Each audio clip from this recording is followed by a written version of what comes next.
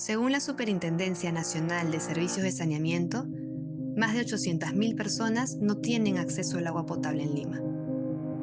La Cámara Peruana de la Construcción es una vez más intermediario de ayuda, distribuyendo cerca de 5 millones de litros de agua a las familias que más lo necesitan durante el periodo de cuarentena. Para seguir haciendo esto posible, esperamos contar con tu apoyo. Recordemos que juntos somos más fuertes.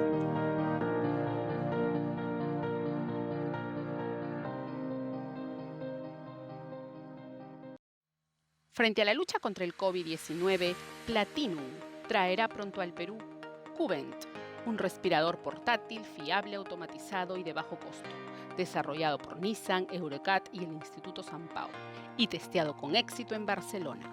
Ha sido creado para suplir la falta de respiradores convencionales y, por su bajo costo, contribuir a salvar vidas en países emergentes. Cubent, una iniciativa europea que pronto Platinum traerá al Perú.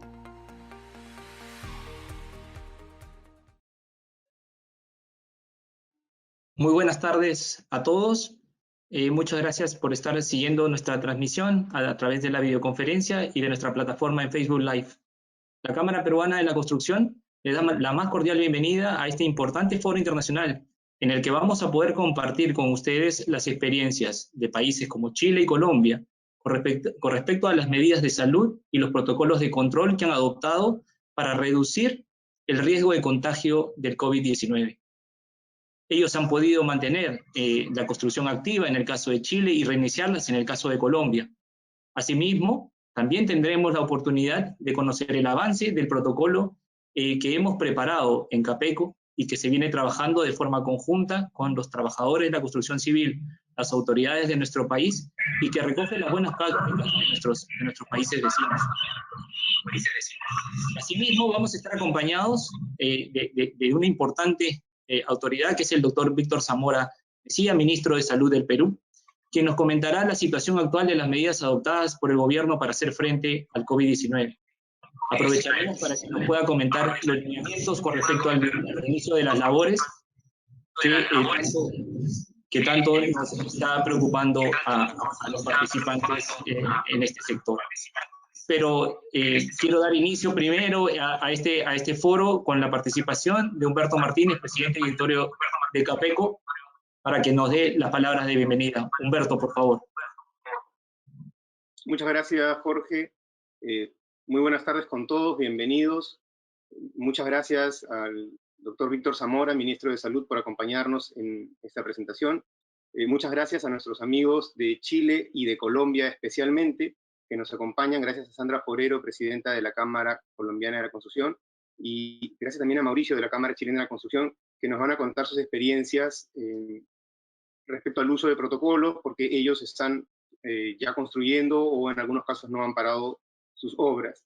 La presentación que yo voy a hacer después de la presentación del ministro y de nuestros amigos de Chile y de Colombia se llama La construcción en tiempos del coronavirus.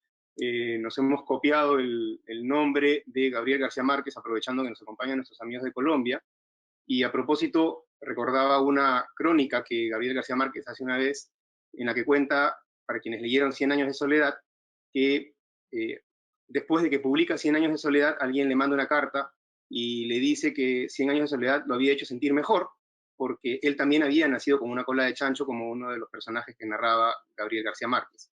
Y él hace la reflexión de que Latinoamérica y el Caribe a él lo superan su fantasía y su imaginación. ¿Por qué hago esta reflexión? Porque a nosotros, en el Perú y en la región, si no vamos rápido, como lo ha hecho, por ejemplo, el gobierno en las estrategias para detener el avance del COVID-19, todo nos va a superar. Estamos de verdad bastante activos en la Cámara y con la Federación de Trabajadores de Construcción Civil para poder presentar los protocolos, para evitar que nos supere la realidad, para poder empezar a construir paulatinamente y volver a activar nuestro sector, que es tan importante. Con estas palabras les doy la bienvenida a todos nuestros amigos y doy el pase al doctor Víctor Zamora.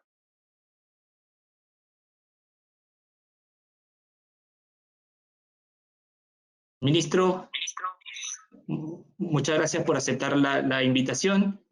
Para nosotros realmente es importante poder conocer su opinión con respecto a la situación actual que estamos enfrentando frente al COVID-19, ministro. Muy buenas tardes.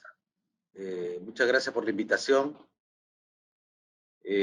Bueno, brevemente voy a tratar de presentar cuál es la estrategia general de lucha contra el COVID en el caso peruano. Sin antes decirle de que esta se basa en algunos principios. Siendo el primero de ellos, hacer prevalecer el derecho humano a la salud. Si ese es el principio general de la estrategia, el pilar fundamental de la misma es como en la mayor parte de los países del mundo, es el aislamiento social. Ese es digamos, ni siquiera es una estrategia, es la columna vertebral de todo lo que hacemos en el Perú, el aislamiento social. Esa columna vertebral explica que la economía se haya alineado en función de la estrategia COVID, se haya lanzado una agresiva estrategia también de protección social, explica el reordenamiento de la educación, del aparato productivo y, por supuesto, de la salud. La salud en sus diversos aspectos. Sin la inmovilización social es imposible pensar lo que estamos haciendo. La inmovilización social tiene como base biológica el hecho que el virus es altamente contagioso. Por lo tanto, tenemos que poner una barrera, una distancia entre los seres humanos para que no adquieran el virus. En el caso del distanciamiento social, nosotros tenemos 4 componentes. El distanciamiento, el mantenernos separados el uno al otro. El aislamiento, de aquellos que portan el virus y por lo tanto han sido identificados como portadores o contactos, y hay que aislarlos. La barrera física, que es la mascarilla, que prácticamente es de uso ya universal en el Perú y en América Latina, y donde uno camina. Y la barrera química, que es el lavado de manos con agua y jabón permanentemente, o el gel con un 70% de alcohol. Esos son los 4 elementos que componen la estrategia, digamos, de aislamiento social. En el cambio, la estrategia sanitaria, que viene a ser el eje de la estrategia sanitaria tiene a su vez 3 subcomponentes. La primera, la vigilancia epidemiológica, la vigilancia de los casos. Hay que encontrar los casos para poder aislarlos. La segunda, el tratamiento, que realmente no es un tratamiento porque no tiene cura, sino el soporte clínico. Y el tercero, eventualmente manejar el fracaso del soporte clínico, el fallecimiento. En el caso de la vigilancia epidemiológica, nosotros a su vez hemos diversificado. La mayor parte de los países han usado pruebas moleculares, que son caras y que son difíciles de manejar en el campo. La prueba molecular es una magnífica prueba, pero que es magnífica siempre y cuando sea utilizada en condiciones controladas de laboratorio. Cuando es implementada en condiciones de epidemia como la nuestra, que son miles de casos, buscarlos en las calles y en los cerros, entonces la prueba molecular pierde su eficacia porque se pierden muchas muestras, las muestras no son de calidad, no son transportadas de calidad, etcétera, etcétera. Entonces hemos optado por una segunda opción, que es la prueba rápida, una prueba serológica, que en laboratorio es menos precisa, pero en condiciones de campo es muy poderosa. Demora 15 minutos, es fácil de usar, es mucho más segura, incluso para el personal en su uso. Y es una herramienta muy poderosa desde el punto de vista epidemiológico. Eso nos ha permitido mapear todo el país. La segunda es que nosotros tenemos, como todos los sistemas de salud en América Latina, sistemas de salud fragmentados, segmentados en el financiamiento, donde cada grupo social en el Perú tiene su propia puerta de entrada, su propia forma de financiarse, etc. Esa fragmentación, y encima en el caso del Perú, uno de los países donde se invierte menos en salud en las Américas, el 5.1% del Producto Bruto Interno, hace que nuestro sistema sea muy precario. Este mes y mes pasado no íbamos a cambiar una historia de precariedad de 30 años, lo que hemos optado es sumar los esfuerzos de todos los subsectores para enfrentar este epidemia. Aislados no podíamos nada, juntos creo que podríamos levantar la capacidad de respuesta del sistema. Un indicador, hace 2 meses nosotros pensábamos enfrentar la epidemia con 100 unidades de cuidados intensivos como Ministerio de Salud. Hoy, habiendo logrado la coalición de todos los subsistemas en uno solo, por el tiempo del COVID, público y privado, estamos superando la cifra de los 700 unidades de cuidados intensivos. Algo que era impensable hace 1 mes y medio aproximadamente. Y lo último es el manejo con dignidad y respeto de los que fallecen producto de la violencia con que se comporta el virus en ciertas poblaciones mayores de 60 y poblaciones que tienen sus inmunidades comprometidas. ¿Qué es lo que hace particular la estrategia del Perú, ¿no? Comparado con otras? Porque todos estos elementos se encuentran presentes en la estrategia colombiana, brasilera y de Europa, etcétera, etcétera. O sea, no es que estemos nosotros descubriendo nada. Nosotros estamos tratando de copiar y adaptar a nuestra realidad lo que otros países están haciendo. La primera es en el caso del manejo del comportamiento social, este pilar que yo les decía. La diferencia está en que el presidente Vizcarra toma la decisión de tomar todas las medidas de contención social 10 días después de aparecer el primer caso en el Perú. Otros países han ido implementando las medidas de control social de manera escalonada o de manera fragmentada en algunas regiones o de manera segmentada en distintas poblaciones.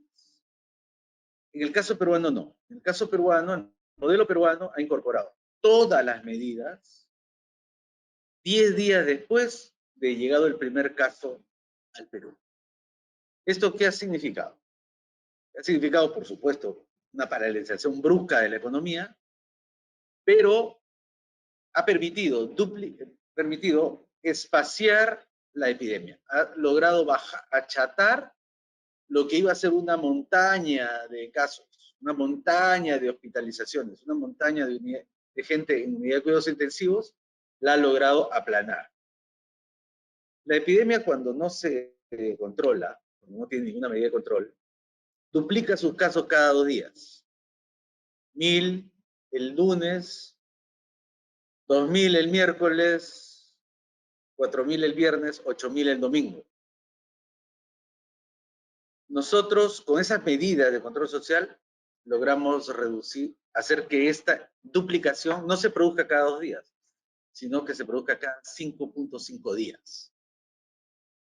Una cosa es que te visiten 10 familiares y sus respectivas familias este fin de semana, y otra que te visiten un familiar cada fin de semana por los siguientes 10 meses. Eso es lo que se ha logrado, espaciar. Sin embargo, el espaciamiento no ha sido suficiente. El espaciamiento logrado no fue suficiente y el presidente y el gabinete y todo el gobierno, con el apoyo de todas las fuerzas vivas del Perú, decidieron extender el plazo por 15 días más y reforzar algunas tuercas, con la finalidad de aplanar la curva aún más. Cosa que estamos logrando. Y eso se puede ver no en el índice de contagiados, pero sí en la cantidad de gente que llega a las hospitalizaciones, a las unidades de cuidados intensivos y a la cantidad de personas que fallecen víctimas de esta enfermedad. El Perú hoy tiene una de las más bajas tasas de letalidad de las Américas. Y tiene una de las más bajas tasas de ocupación de unidades de cuidados intensivos y de hospitalización. Hemos logrado ganar tiempo con ese frágil sistema de salud, pero que gracias a la unidad hemos podido ampliar nuestra capacidad de respuesta por un tiempo. Bueno, durante este mes, nuestra población, ciertamente con algunas dificultades, especialmente en el norte del Perú, se ha mantenido disciplinadamente en sus casas. Si no, no hubiésemos podido lograr el resultado que estamos obteniendo. Este no es un éxito de salud, no es un éxito del sistema de salud, es un éxito de la población.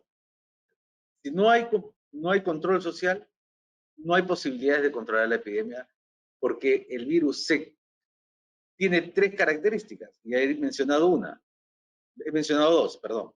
Uno, la rapidez con la que se contagia. La segunda, la violencia con la que mata a determinados grupos poblacionales. Pero hay una tercera muy interesante que lo hace particular, que es su comportamiento troyano, ¿no? Durante una semana o 5 días, el virus se esconde en la persona y contamina. Las pruebas difícilmente lo logran capturar. Ese periodo hace que sea difícil, dice, bien importante, muy importante, para el retorno a la actividad económica. Ese periodo hace difícil que tomemos la decisión de levantar todas las medidas que nos permitieron ganar tiempo para regresar a la vida normal. Entonces paso a mi segunda parte de la exposición, si me lo permiten, ¿no? Alguien me tiene que decir el tiempo. Pero en materia de cómo regresar, como no tenemos la bala de plata para matar al virus, como no existe tratamiento, no existe cura, y tampoco existe vacuna. Entonces, lo que nosotros tenemos que enfrentar es al virus puramente con comportamiento social. No hay otra. Distanciarnos y lavarnos las manos. Y eventualmente, si vamos a tener interacción, tenemos que estar seguros que vamos a interactuar 2 personas sanas. Eso hace recordar al VIH-Sida, ¿no? En el VIH-Sida antes se hacía la prueba para poder tener una interacción humana de carácter sexual. O sea, tú eres negativo, yo soy negativo, entonces podemos tener una interacción sexual. En este caso, la interacción humana es cotidiana. Y como el virus no se transmite por una interacción sexual, sino se transmite a través de la saliva, de las gotitas de la saliva, entonces lo que hay que hacer en el futuro es adaptar la sociedad completa. Como no tenemos vacuna y como no tenemos tratamiento, la sociedad en su conjunto se tiene que adaptar al virus. Ese es lo central. No hay otra forma. Como nos tenemos que adaptar a la vida del virus, y no el virus adaptarse a nosotros, sino nosotros al virus, tenemos que hacer que la vida sea una vida separada, una vida distante, para tratar de ser un poco literario, como fue la introducción. Tenemos que desarrollar una vida separada. Pues nosotros ya no durante este mes, hemos perdido el abrazo, hemos perdido el beso, hemos perdido el darse las manos. No es posible. Ningún rito, ninguna costumbre, ninguna actividad humana que contempla la interacción cercana entre 2 seres humanos es posible realizarla nuevamente. Y eso involucra al trabajo, al estudio y al placer. Entonces, si nosotros vamos a regresar a la actividad económica, cualquiera que ésta sea, la actividad económica tiene que tener 2 características. 2.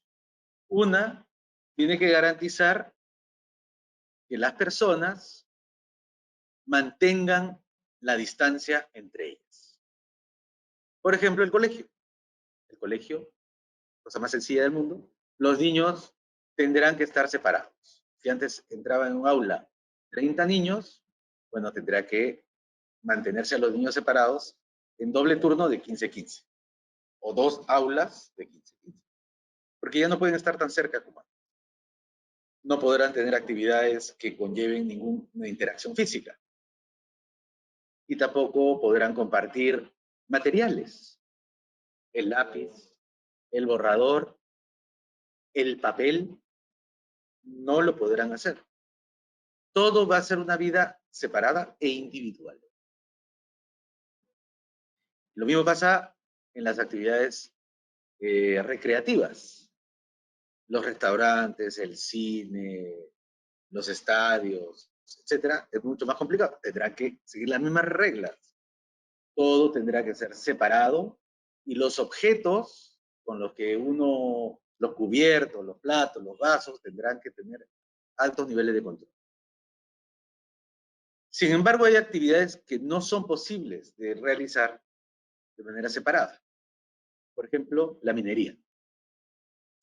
La minería en la cual se internan y viven aislados en un hueco, digamos, o la pesquería, donde tienen que estar todos los pescadores en un solo lugar, compartiendo un solo espacio, tendrá que buscar nuevas formas de diseño de los barcos, nuevas formas de organizar el trabajo.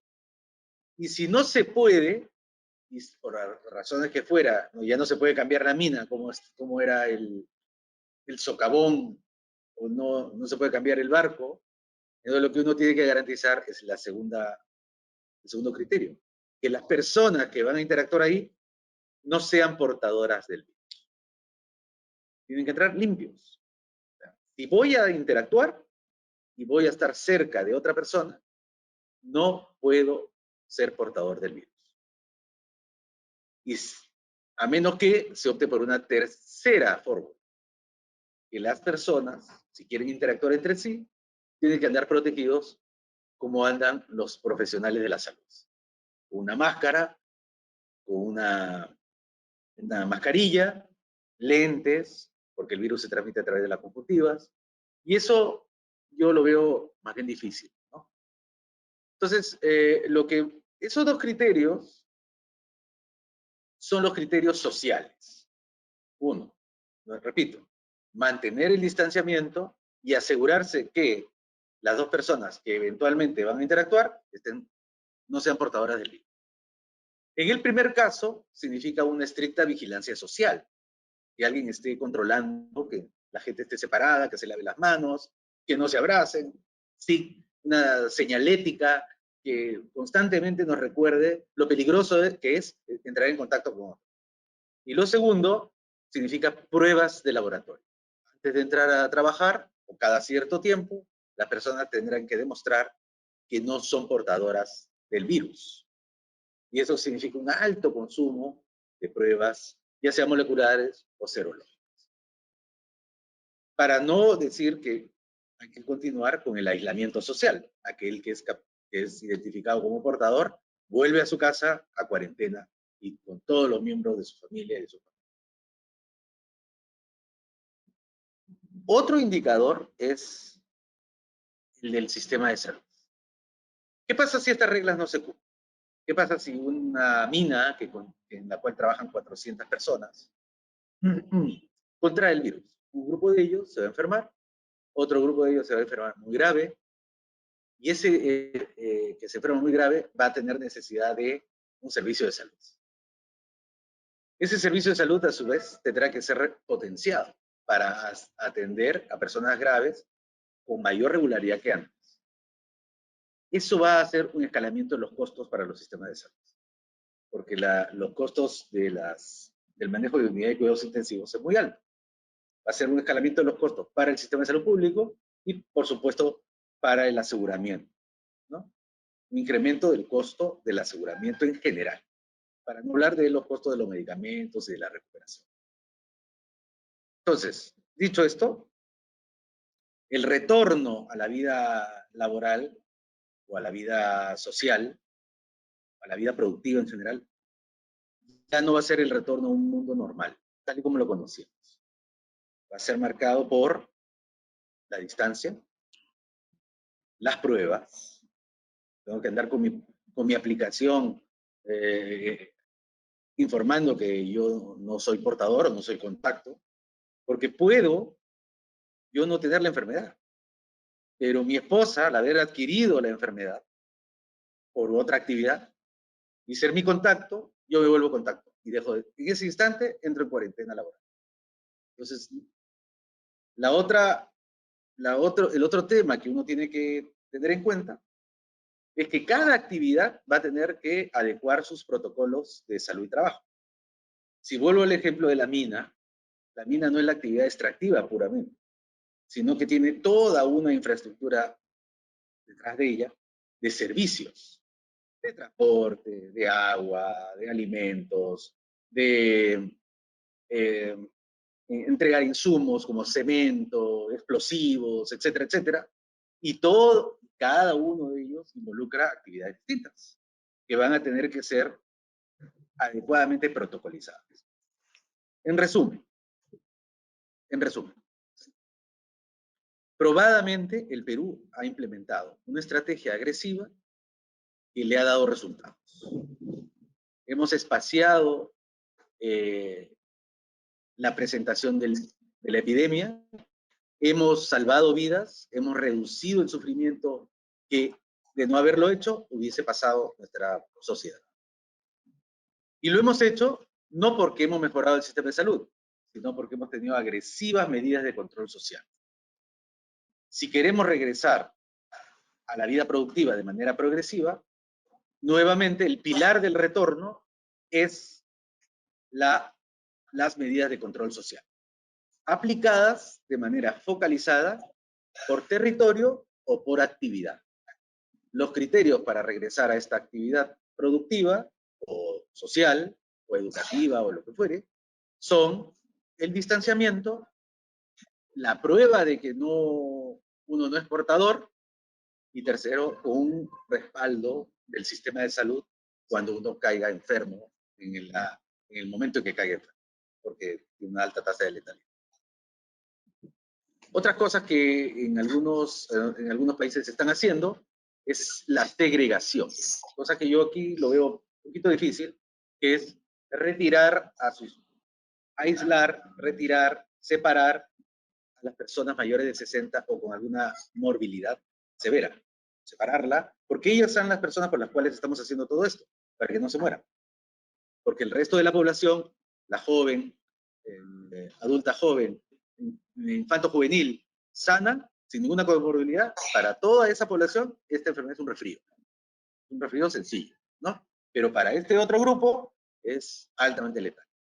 Esa de ahí no tiene que ver con lo productivo, tiene que ver con lo social, y en el Perú también se ha hecho un agresivo programa de protección social, un agresivo programa de combate al COVID, que ha significado, y un agresivo programa de recuperación del impacto económico. Nos está costando aproximadamente el 12% del Producto Bruto Interno total la epidemia. Entonces, no es un esfuerzo pequeño en términos económicos, no es un esfuerzo social pequeño, y la recuperación va a tomar largo tiempo.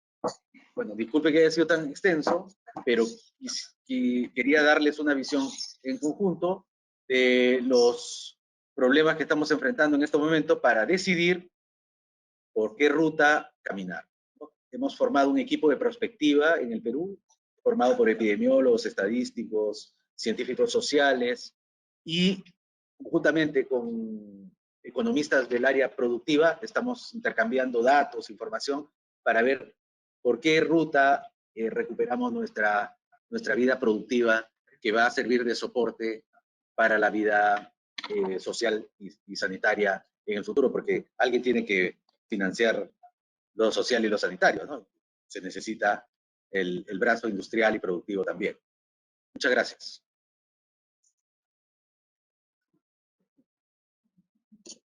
Gracias, ministro. Permítame algunas preguntas que se derivan de su de su presentación. La primera de ellas, y usted lo ha mencionado, los grandes esfuerzos que estamos haciendo como país para controlar el número de contagiados por este virus, y la famosa frase de aplanar la curva. Pero lo que yo le quiero consultar es hasta cuándo hay que aplanar esa curva como para poder pensar ya en la reactivación de las labores, del trabajo y en particular de un sector como la construcción, ¿no? O sea, ese es el indicador clave que usted ha mencionado en su comentario, es aplanar la curva y controlar el ritmo de contagios. ¿Cuándo ese indicador al que todos estamos haciendo seguimiento puede darnos luces del reinicio de actividades? Claramente serán por sectores y, como usted lo ha mencionado, por territorios, pero ¿en qué nivel esperamos que debe estar llegando ese indicador para pensar en algo como eso ya?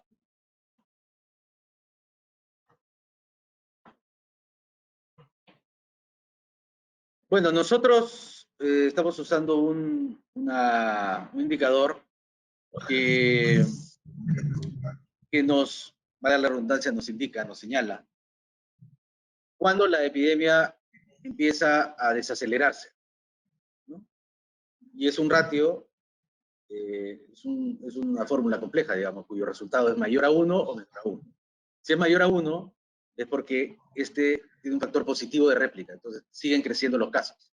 Si es menor a 1, empiezan a bajar los casos, empiezan a caer la curva. Nosotros hemos calculado que en el caso peruano, este debe llegar aproximadamente al día 26 de este mes. Debemos llegar al tope de la cima para luego empezar el descenso. Y tenemos señales claras de que así va a ser en el Perú en general, en el país en general. Pero la epidemia no se está comportando de la misma manera en todas las regiones. En algunos lugares el R es mayor o igual a 2 en este momento, en 1.5, 1.7 en el caso del norte del país, estamos hablando de Lambayeque, estamos hablando de Piura e Iquitos, y ciertamente es muy bajo en el caso del sur del Perú, ¿no? De hecho, hay 11 regiones del Perú que no han reportado muertes todavía. Tenemos cerca de 100 provincias del Perú, que tiene 190 y pico de provincias, que no han reportado casos. Son, claro, también son 100 provincias que son bien despobladas, son áreas rurales fundamentalmente. Pero lo que quiero decir es que la epidemia no es que se comporte igual en todos los lugares al mismo tiempo. Si uno agrega los números del Perú, estamos el 23 al 26 llegando al tope, como país. Pero si uno lo desagrega, ya en algunas regiones están llegando bien alto. Lima es una de ellas, Callao, Lambayeque, están muy arriba, mientras que para otras recién esto está empezando. Hay algunas regiones cuyo primer caso ha sido la semana pasada. Entonces, esa es una historia que va, cada región tiene su propia curva. Y eso es por eso que hemos hablado de un primer martillazo para todo el país, un segundo martillazo para aplanar la curva, y después ciertamente vamos a tener martillos regionales, martillos provinciales, martillos por segmentos de producción, ¿no? O sea, no va a ser martillazo nacional, pero vamos a estar así, como denomina la literatura, un baile. Es un baile en todo el país por un periodo que en otros lugares calculan entre 12 y 14 meses. Ministro, justamente el sector construcción, por sus características, genera mucha cantidad de empleos que hoy están paralizados producto de estas restricciones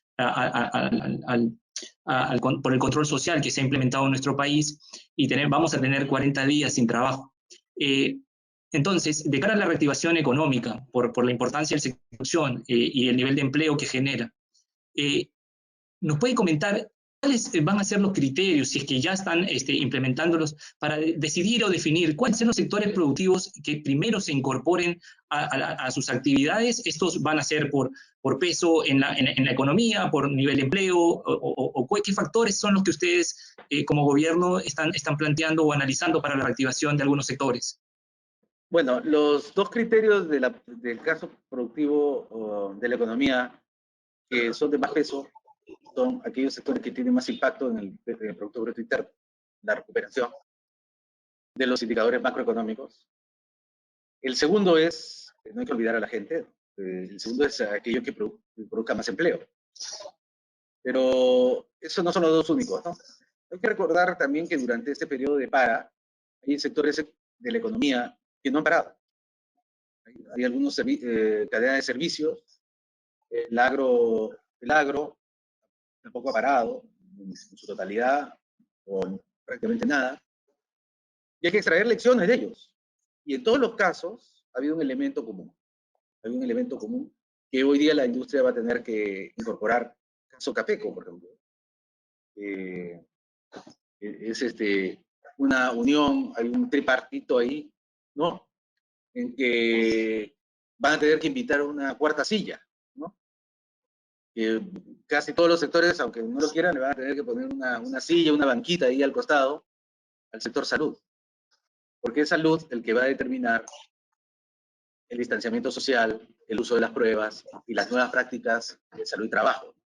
A ver que vaya a tomar una decisión, va a tener que mirar al costado de la banquita, al nuevo invitado, y preguntarle si estamos listos para regresar. Y creo que eso es bueno. O sea, si desde antes se invita al sector salud a reflexionar y a poner su experiencia en salud y seguridad del trabajo, cuanto antes lo incorpore, más rápido creo que van a poder incorporarse a la economía. Porque, como le digo, es reglamentar la distancia social, es reglamentar las medidas de protección y finalmente es tener claro cómo van a ser las rutas para el tratamiento de aquellos que se enferman. Ministro, la última pregunta por mi lado. Desde Capeco hemos estado trabajando junto con los trabajadores de construcción civil, el Ministerio de Trabajo y el Ministerio de Vivienda, un protocolo que justamente recoja ese distanciamiento social y esas medidas de precaución que usted ha mencionado para poder determinar a alguna persona que tenga digamos, el virus y poder tener los controles pensando en el reinicio de las obras. El contar con este protocolo, que como le digo, se está manejando de manera consensuada con los trabajadores, las empresas, el Ministerio de Trabajo y el Ministerio de Vivienda, siguiendo los lineamientos claros que ha presentado el Ministerio de Salud.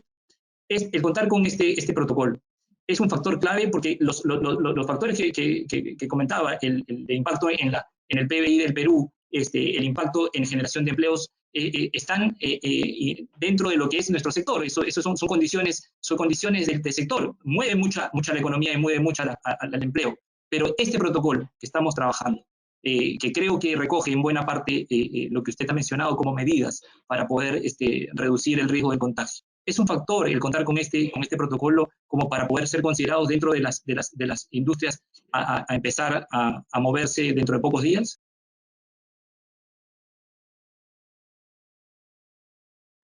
Bueno, la respuesta es directa, sí. El protocolo es una condición sine qua non. Y el protocolo tiene que incorporar prácticas que nos garanticen al Ministerio de Salud que ustedes están implementando las mismas. Tanto las de prevención, que esto de lavado de las manos y el distanciamiento, hay que hacer una serie de actividades, como las de vigilancia. O sea, hay que recordar lo que dije, el segundo elemento, que es que los que participan de la actividad no sean portadores. Entonces la empresa va a tener que invertir en hacer un chequeo de sus trabajadores con cierta regularidad para que no sean portadores y eventualmente hacer la actividad de aislamiento. Y el protocolo tiene que señalar todo eso. Y claro, nosotros como Ministerio de Salud nos toca ser garantes de que los protocolos sean implementados acorde a las necesidades de la sociedad, ¿no? Porque lo que tenemos que cuidar es la externalidad negativa de un comportamiento riesgoso para la sociedad en su conjunto. Pero sí, el protocolo es una condición.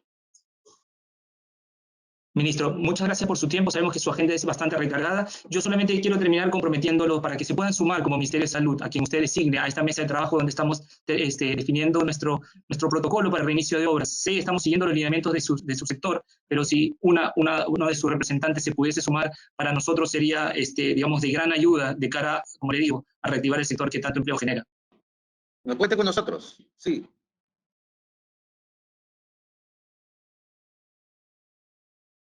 Nos interesa y creo que el sector salud puede contribuir mucho al retorno de las actividades productivas, pero a su vez a salvaguardar la salud de la población, el cual es un derecho.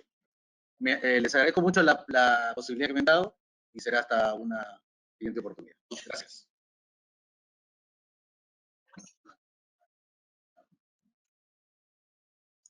Muchas gracias. Bueno, ha sido la participación del ministro de Salud. Ha hecho una pausa en sus labores. Sabemos que son bastantes y muy importantes en este momento en el que se encuentra el país.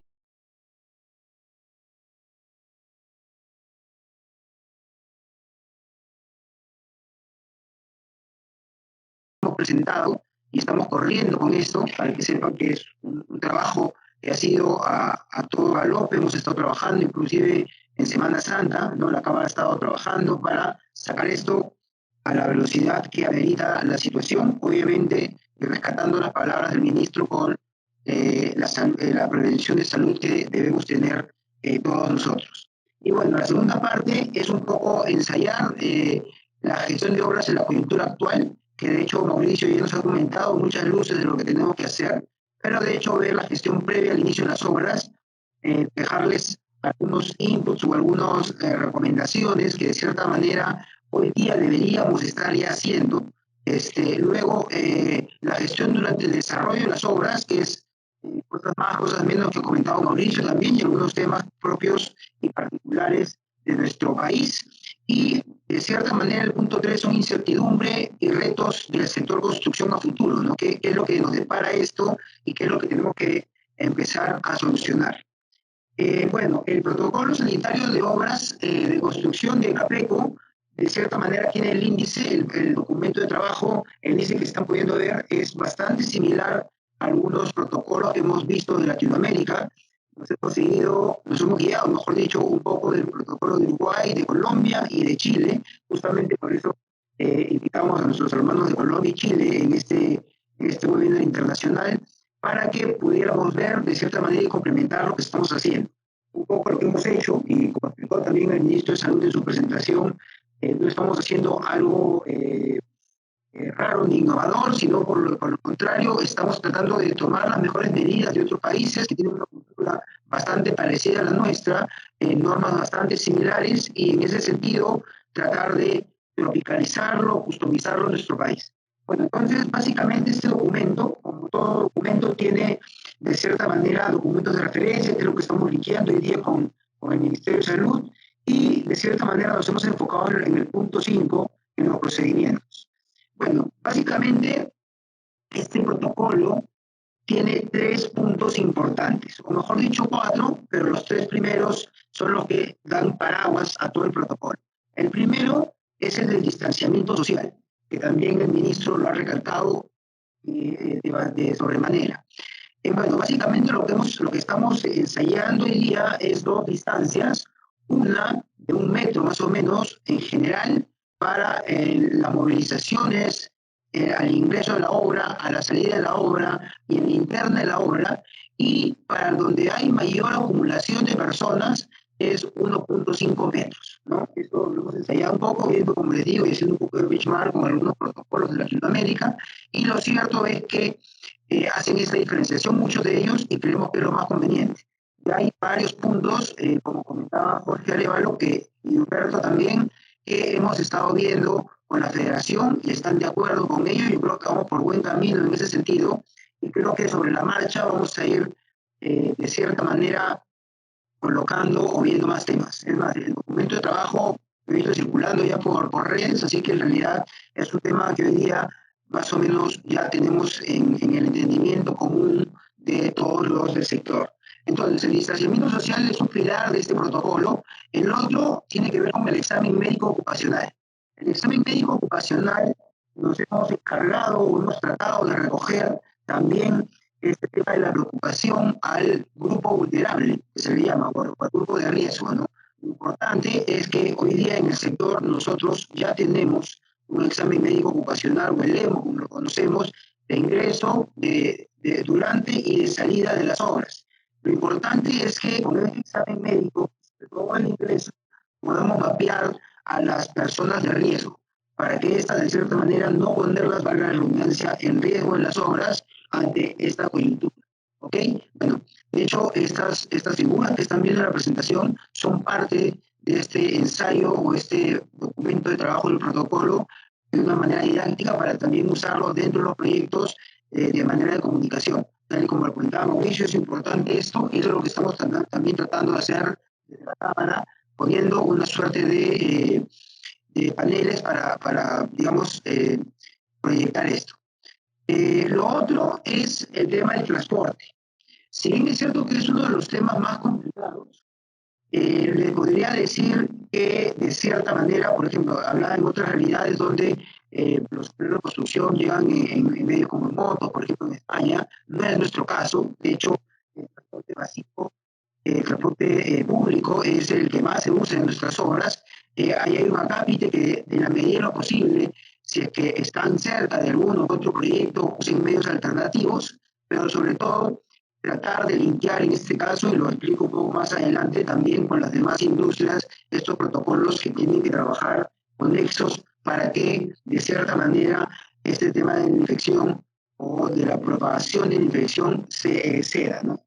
Y bueno, lo que voy a entrar un poquito más a detalle son las medidas de prevención habituales que de cierta manera dentro de este protocolo lo hemos puesto como una suerte de partes de la obra, donde está el ingreso, la salida, el uso de baños, de vestuarios y demás ambientes del proyecto, las oficinas. Bueno, dentro de estas medidas de prevención habituales está la identificación de síntomas de alarma al ingreso, ¿no? Hemos propuesto el tema de termómetros y oxímetros para ver este tema de si es que una persona tiene más de 38 grados o si tiene una capacidad pulmonar no adecuada según los protocolos, sea una persona sospechosa y se tome el protocolo de que tiene que seguir de separarlo y ponerlo en observación.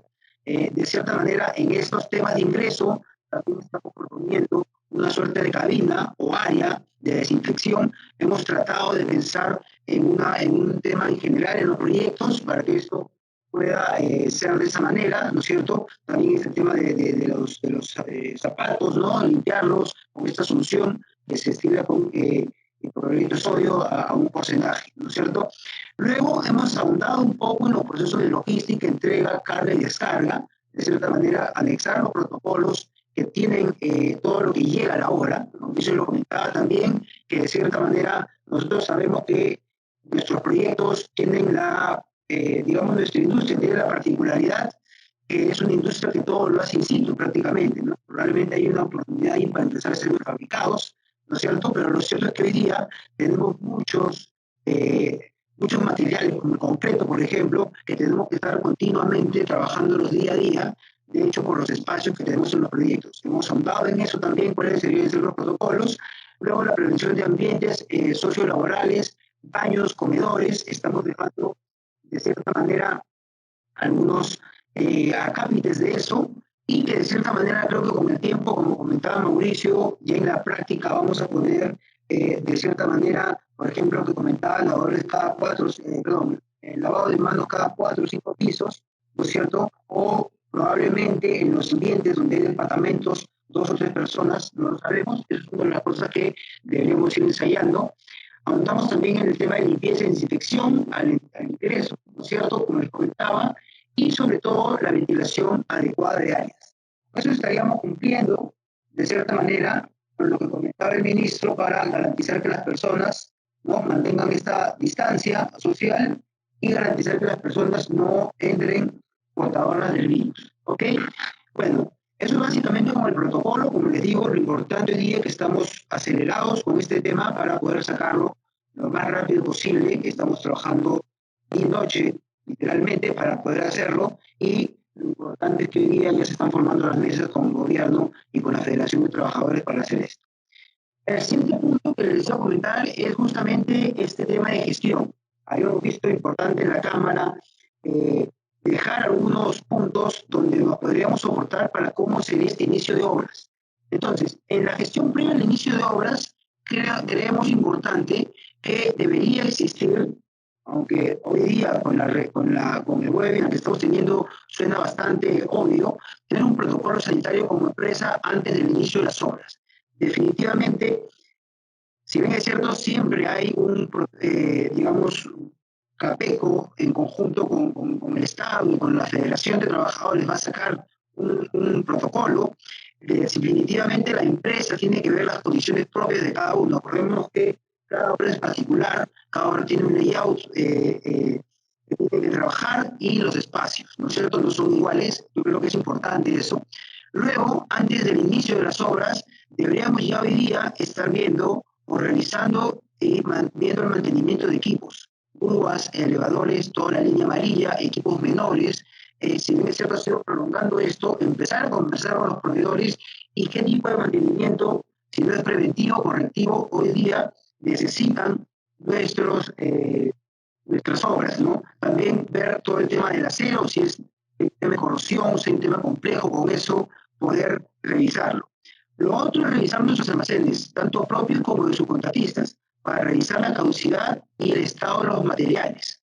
Ojo, no solamente es un tema de caducidad, sino también que haya podido, con el paso del tiempo, haberse estudiado, no solamente por la fecha de caducidad, sino por los temas propios del clima. Acuérdense que el clima en diversas zonas del país, bueno, en el caso de Lima, es bastante húmedo y esto podría haber dañado, sin una ventilación correcta, muchos materiales. Luego, como les comentaba, revisar la estructura y los acabados de la obra, atacados por la corrosión, por la humedad. Hoy día, si han habido ambientes cerrados que han estado inacabados, podrían ya estar echados a perder, y eso es lo que hoy día deberíamos empezar a revisar o pensar cómo hacer para realizarlos al momento de regresar. Otro de los puntos que queríamos comentarles es la toma de niveles topográficos de elementos como encofrado o niveles o trazos para ver si existen irregularidades por el paso del tiempo. De hecho, de cierta manera, se podría decir que ante un leve sismo o de repente un tema de vientos o simplemente el paso del tiempo, como les comentaba, esto puede borrarse, puede moverse y definitivamente esto puede complicar los proyectos. Otro punto sería la limpieza y desinfección de la obra. ¿Qué significa esto? Que de cierta manera tenemos que ver cómo, y dependiendo en dónde estén las obras, deberíamos de ver cómo estas se desinfectan, si es que de repente hay una suerte de radización, dónde y cómo se ubican, deberíamos ver qué condiciones tomamos con este tema. Otro punto importante es la coordinación con proveedores para ver disponibilidad y capacidad de producción en el despacho. Ese es un punto que tocó Mauricio en su presentación y hoy día es un tema que no sabemos, pero definitivamente debemos empezar esta coordinación con los proveedores para ver cómo están también sus flujos de caja, cómo están el tema de despachos. Hay algunos proveedores que ya sabemos en el medio que de cierta manera han puesto algunos inicios de operación, ¿no? Por ahí por el 12, 14, 15 de julio, y de cierta manera son de los más conocidos, pero probablemente haya muchos que son más pequeños, que hoy día la situación no la conocemos. Es responsable entonces que empecemos a ahondar un poco en cómo se está dando esto. Otro tema importante es la capacitación de todo el personal en obra en estas nuevas medidas de bioseguridad. Ojo, nuevamente, la palabra de Mauricio, ¿no es cierto?, que nos decía que la comunicación interna es una de las dificultades más complicadas que ellos han tenido y de cierta manera es lo que deberíamos tratar de ahondar en lo que ya ha pasado. Yo creo que, acuérdense que capacitación tiene que ver con no solo conocimiento, sino también con concientización. Al igual que los temas de seguridad, la bioseguridad es importante que las personas hoy día sepan que las condiciones de nuestros proyectos han cambiado. Otros puntos a tomar, creo yo, la toma de acuerdos entre cliente, contratista y subcontratistas es importante porque, de cierta manera, lo que tenemos que ver es que esta situación, esta coyuntura es atípica en muchas décadas y como conversaba yo en la tarde con algunas personas del sector, creo que hoy día nuestras relaciones entre clientes, contratistas, subcontratistas están más preparadas para un evento desastroso como un sismo probablemente que para una pandemia como esta. Entonces, lo que debería empezar a pasar es que cada vez tratemos de integrarnos y colaborar más para entender este suceso y así bajar el riesgo de los problemas o de los proyectos. Otro punto es la proyección de provisiones logísticas de nuevos materiales, nuevos equipos de protección individual y dispositivos propios de la coyuntura. Justo lo comentaba Mauricio, que hay escasez de mascarillas, hay sobreprecios, y eso es lo que debemos de proyectar. Es responsable, nuevamente, entonces digo, que es una de las cosas que deberíamos tratar de analizar hoy en día para ponerlo sobre la mesa y cuáles son los sobrecostos que van a haber en estos proyectos. En la misma línea, tenemos que plantear un nuevo cronograma de llegada de materiales, cómo serán estos en la obra. Y esto está añadido a la nueva disposición del layout de obra que probablemente tengamos que tener, porque lo más probable es que necesitemos un mayor espacio de almacenamiento.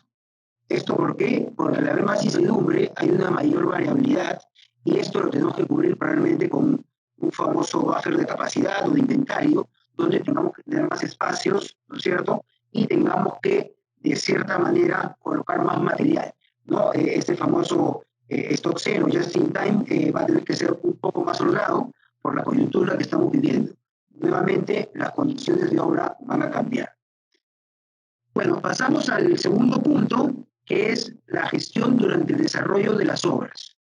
Creo yo que importante va a ser, no solo ahora que estamos revisando día a día los nuevos lineamientos que saca el presidente, que sacan las demás instituciones, sino es importante la revisión diaria de normas en las distintas entidades, así como la coordinación directa con entidades como la municipalidad, la SUNAFIL, para saber ellos cómo van a trabajar este tema y definitivamente, al igual que nosotros, vamos a tener que irnos acomodando en el camino, ¿no es cierto? Pero sobre todo con mucha comunicación. Otros temas, ¿no es cierto?, que también se dan al inicio, pero durante, es la gestión de problemas de transporte y llegada del personal de obra.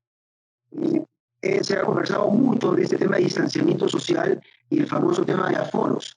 Este tema de aforos realmente lo que va a hacer es que también en el transporte no suban la cantidad de personas que estábamos acostumbrados a subir y esto haga que el transporte no lleve al número de personas y esto ralentice o mejor dicho extienda los tiempos de llegada del personal de obra, ya sean los obreros o los equipos de construcción de staff. Eso hay que verlo también. Gestión de problemas de caja de la cadena de abastecimiento, ¿no? Hablo mucho que lo que está tratando de hacer el gobierno en general es no romper la cadena de pagos, que es lo que debemos tratar de hacer y definitivamente analizarlo en conjunto para que esto, digamos, tenga un respiro todos y poder llegar de una manera adecuada al momento que, de cierta manera, empezamos a construir. Otro punto es darle un mayor énfasis en la gestión de salud. Nuevamente se podría decir, reiterativo, pero es importante la revisión de esto y concientización. Y sobre todo, detallar con las autoridades cómo sería dicha supervisión, ¿no? Para tener las reglas de juego claras y poder avanzar responsablemente en los proyectos. Paso al tercer y último punto de mi presentación para hablar sobre la incertidumbre en gestionar. De hecho, muchos de ellos los ha comentado Mauricio, pero definitivamente hay algunos puntos que quería dejar sentado, que es justamente uno de ellos es los rendimientos menores por distinta manera de trabajo. Hoy día, según el protocolo que salga y según las disposiciones que tengamos, probablemente hay un menor rendimiento, ¿no es cierto?, en los obreros y en general tengamos más protocolos o más temas que cumplir, que va a cambiar esto. La pregunta, y linkeándolo durante el tema que decía en las etapas previas, tiene que ver con cómo vamos a ponernos de acuerdo en eso en los contratos que tenemos hoy día. Y luego hay un tema de aforo, que también no lo sabemos de cierta manera, pero sobre todo quería hacer hincapié en algo que sí pensamos que es totalmente importante, que es la flexibilidad en los horarios de los proyectos. Definitivamente, la flexibilidad de horarios es algo que hoy día es una herramienta súper potente que podríamos usar para mitigar los problemas que tenemos con este virus, que es el distanciamiento social. Si nosotros usamos adecuadamente un horario flexible, podríamos hacer que las personas entren mucho más temprano y hacer una suerte de doble turno o turno extendido, donde podamos dar más trabajo al personal, ¿no?, por hacer un doble turno o por sencillamente que no estén aglomerados en el ingreso, en los almuerzos y en la salida de los proyectos. En realidad es algo que estamos requiriendo y que hemos puesto en este protocolo para que se pueda dar este tema con el Estado y que comprendan que esto es una herramienta muy potente para que, de cierta manera, mitigar el problema que tenemos hoy día. Bueno, de la misma manera, la ralentización del avance generará mayores plazos de obras. Hoy día tenemos que conversar al respecto, justamente, con toda la cadena de los stakeholders, de que definitivamente no se sabe esto cómo va a evolucionar. Y justamente por el punto que expongo después, que al margen de que nosotros tengamos muchos protocolos y un protocolo exhaustivo bastante bueno, podría haber posibles paralizaciones de obras, no lo sabemos, debido a infectados o a cuadrillas, o quizás una nueva cuarentena que en realidad causa una disrupción del trabajo. La pregunta es esto, ¿cómo lo vamos a asumir de cara a los contratos que tenemos? Bueno, y por último, estos 4 puntos, de cierta manera, quedan algunas interrogantes también. ¿Qué pasará cuando se identifique una persona infectada? ¿No es cierto? ¿Qué es cuál es, al margen del protocolo a seguir? ¿Cómo se va a llevar esto con las autoridades? ¿No? Si se va a mandar a las autoridades. Hoy día tenemos que ver los tests que se tienen, que hoy día los maneja el Estado. Estamos viendo de que haya también en estos temas particulares, creo que es importante, la interacción entre protocolos de todas las industrias para mitigar los contagios. Si bien es cierto que tenemos que pensar holísticamente, hoy día creo que esta interacción es importante, sobre todo con el tema de transporte, ¿no? No están llegando los obreros y qué hay que hacer al respecto. Eh, por último, este tema de quién asume los sobrecostos de las nuevas disposiciones es algo que de repente se tiene que conversar. Y como les comentaba, y para terminar, el manejo contractual por parte del presidente desde la actual coyuntura hace que, creo yo, empecemos a pensar en un sistema mucho más colaborativo, integrado, donde de cierta manera podamos ver esas contingencias y sacarlas a flote, porque de no ser así, el problema podría ser que se vuelvan muy costosos los proyectos, ¿no? Entonces, de cierta manera, estos es un poco los puntos que les quería poner y conmigo eso es todo y bueno, creo que le doy pase a Jorge que está viendo el tema de lo que sigue. Gracias.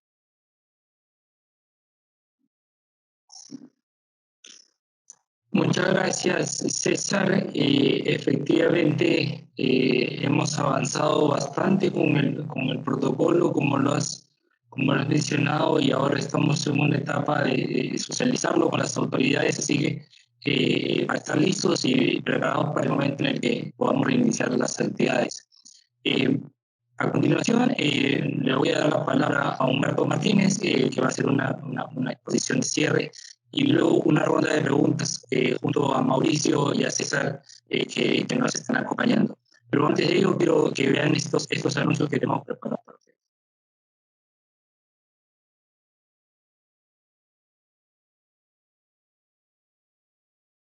Según la Superintendencia Nacional de Servicios de Saneamiento, más de 800.000 personas no tienen acceso al agua potable en Lima. La Cámara Peruana de la Construcción es una vez más intermediario de ayuda, distribuyendo cerca de 5 millones de litros de agua a las familias que más lo necesitan durante el periodo de cuarentena. Para seguir haciendo esto posible, esperamos contar con tu apoyo. Recordemos que juntos somos más fuertes.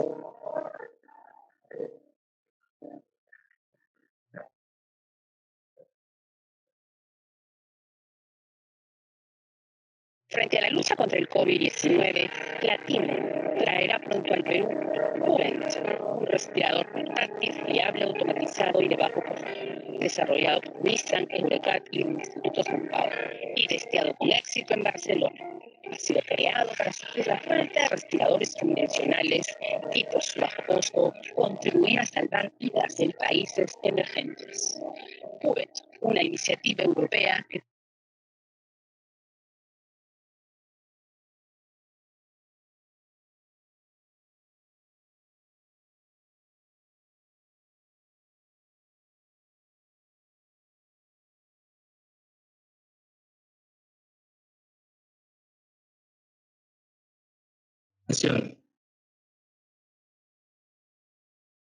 Sí, quiero primero que me confirmen si me escuchan. Sí, Hola. se ve y se escucha, Humberto. Voy a compartir mi pantalla.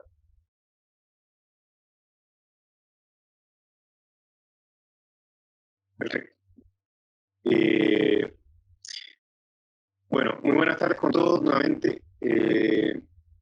Esto es la construcción en los tiempos del coronavirus, como les dije al inicio.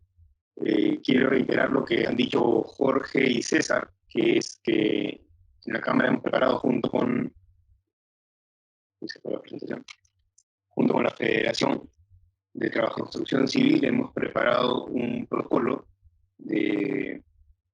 para poder iniciar las obras, y esto lo estamos trabajando ya con el Ministerio de Trabajo. Digamos a quienes nos acompañan del Ministerio de Salud para que también se incorporen a esta mesa de trabajo y podamos iniciar cuanto antes las obras. Hay un problema con esta pandemia, no voy a decir nada nuevo, que se da en tiempo real y vamos aprendiendo todos de otras industrias, de lo que le va pasando a los centros comerciales, a las tiendas comerciales que empiezan a abrir mercados, qué sucede cuando se contagia una persona, no cierran la tienda para siempre, la ponen en cuarentena a los trabajadores y la tienda la limpian y la vuelven a abrir. Vamos revisando lo que sucede en otros países también, por eso hemos invitado a nuestros amigos de Chile y de Colombia. Nuestros amigos de Colombia lamentablemente tuvieron que dejar la sesión.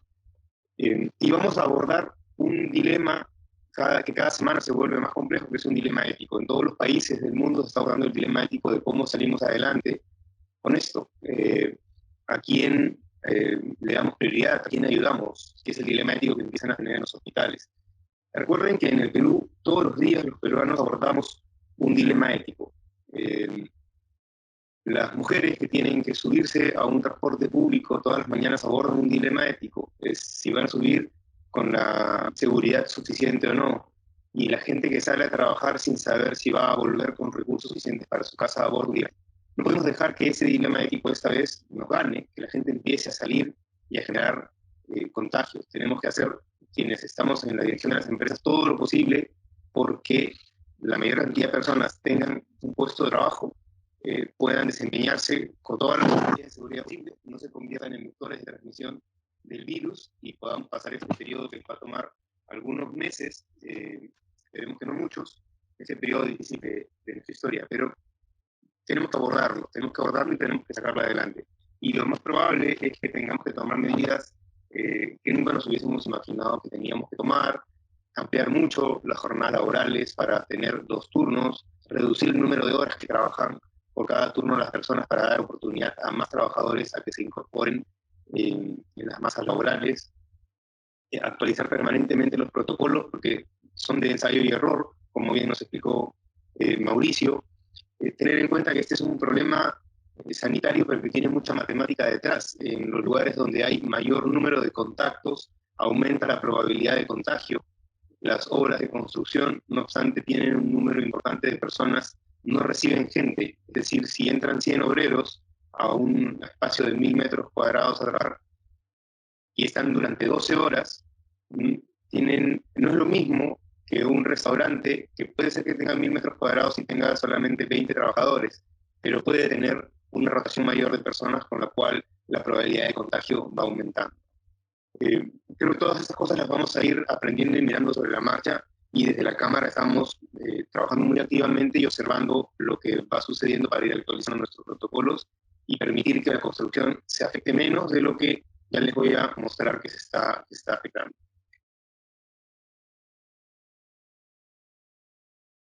Y el año pasado la construcción creció apenas 1.51%, a pesar de que las más auspiciosas estadísticas gubernamentales al comienzo de año indicaban que iba a crecer más de 5%. No creció así, el PBI global creció 2.16 y el de construcción 1.51. Y el avance de las obras públicas se redujo muchísimo, se retrajo casi 20%. Y la inversión privada no creció mucho, pero creció, y fue más bien la que logró poner en positivo el crecimiento de la construcción, el del 1,51. La inversión pública se estancó en el 2019, financieramente tuvo un repunte en el último trimestre, pero la ejecución de obras no. Es decir, se transfirieron los fondos, pero no necesariamente los trabajos se ejecutaron, y a nosotros nos importan los trabajos que se ejecuten porque son los que mueven la cadena y además los que generan empleo, ¿no? Pero como muestra de que la inversión privada creció, Mi Vivienda, los créditos Mi Vivienda, llegaron casi a batir el récord. El récord lo tuvieron en el año 2013 con 13.164 colocaciones y en 2019 se colocaron 12.224. Y esto lo que generó es que el empleo en construcción haya crecido desde el 2017, que teníamos 517.000 personas trabajando en construcción, al 2019, cuando tuvimos 548.000 personas trabajando en construcción. Esto es importante, lo dijo el ministro, que iban a priorizar para dar apertura a actividades. Es importante tener en cuenta que más de 500.000 personas trabajan directa e indirectamente en el sector construcción. Ahora, ¿qué nos espera para el 2020?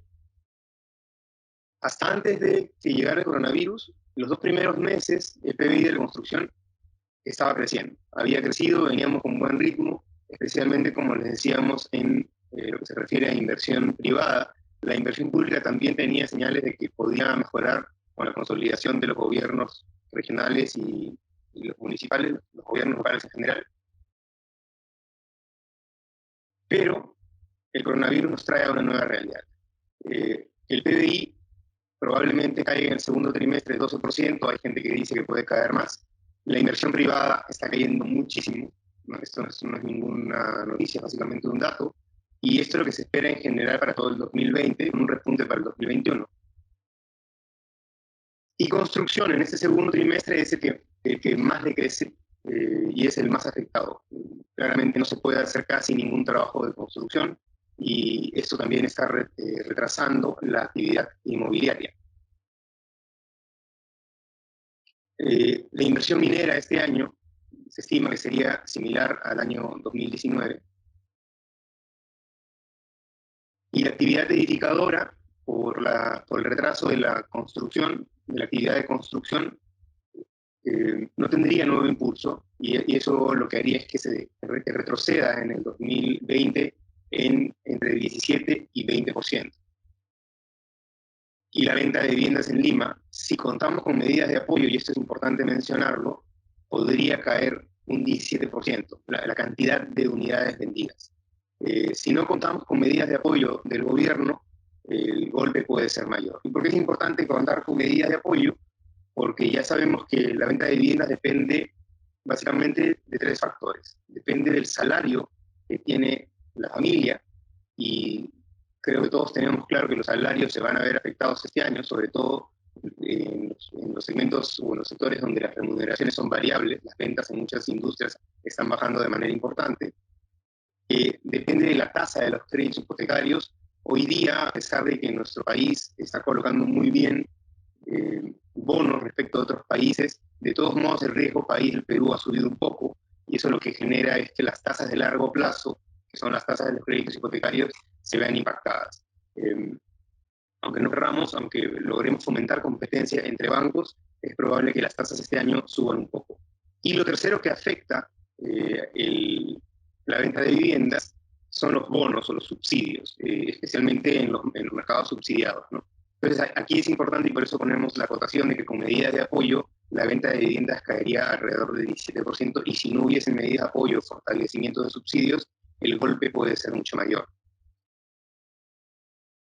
El empleo en construcción en el primer trimestre ya se contrajo, y este es el dato de INEI, porque en marzo se paralizó la actividad el 16 de marzo, entonces el empleo en construcción se ha contraído y se va a seguir contrayendo probablemente según se contraiga la actividad de construcción.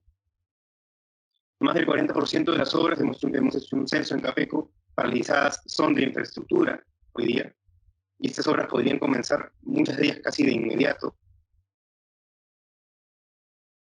y toma entre 3 a 9 meses terminar casi todas las obras, el 82% de las obras paralizadas.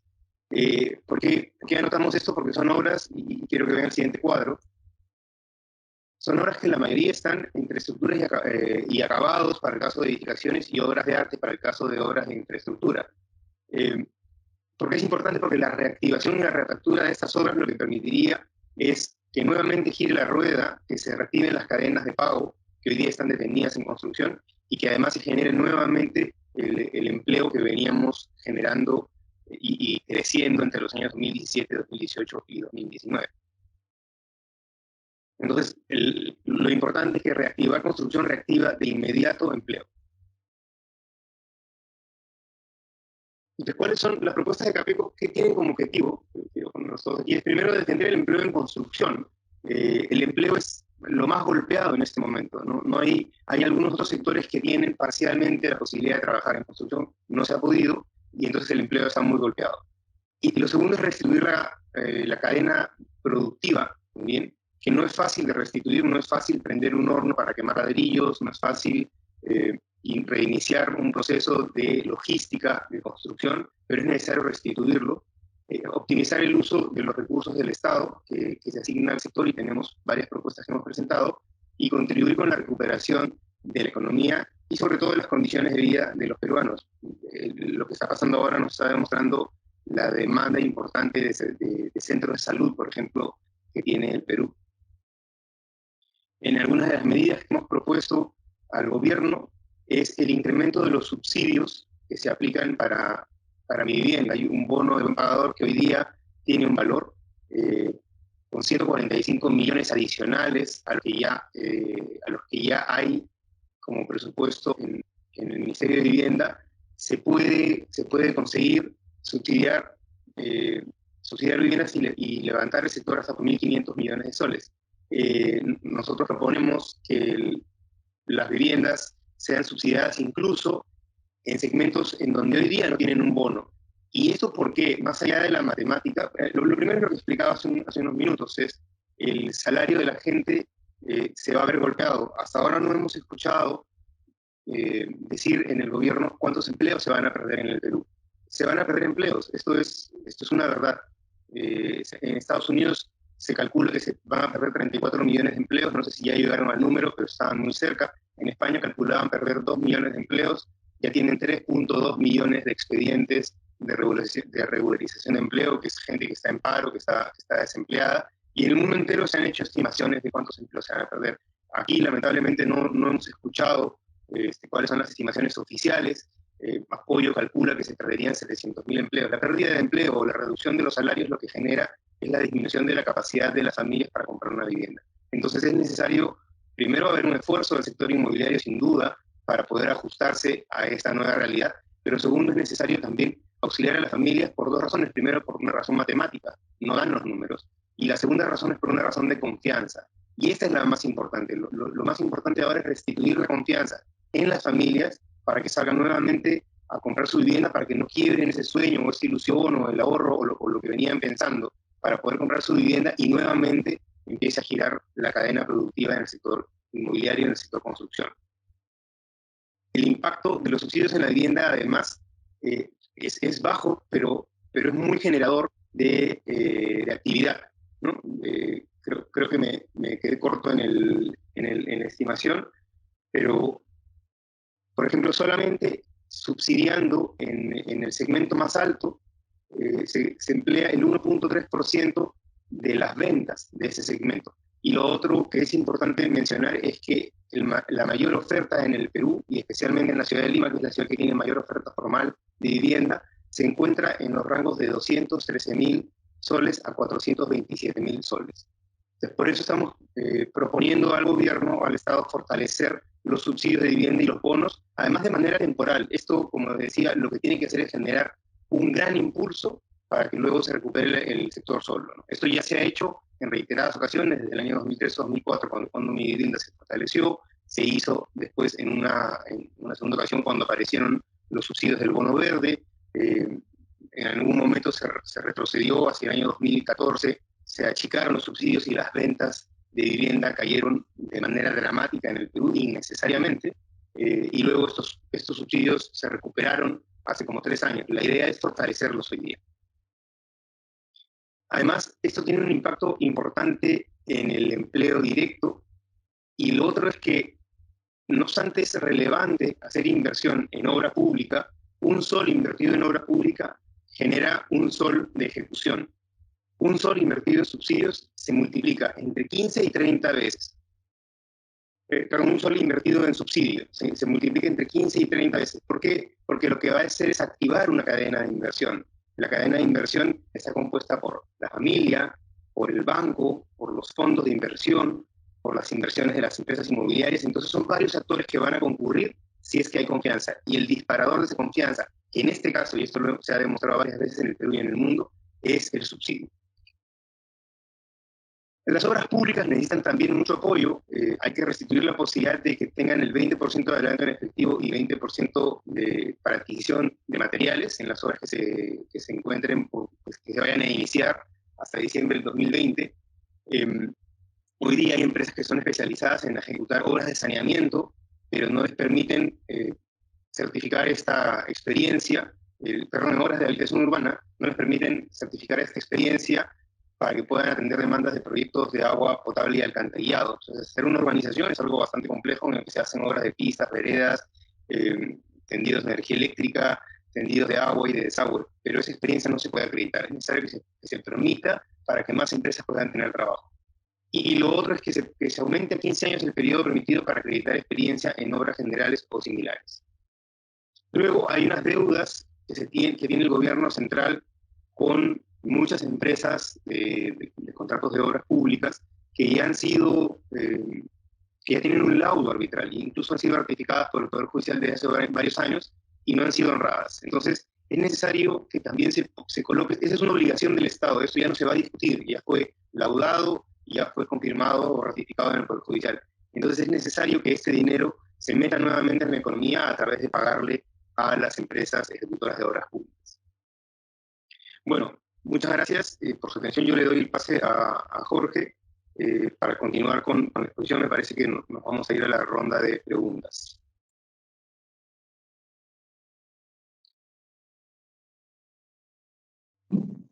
Muchas gracias, Humberto. Ahora dejamos para que también puedan compartir César y Mauricio contigo esta ronda de preguntas y comentarios.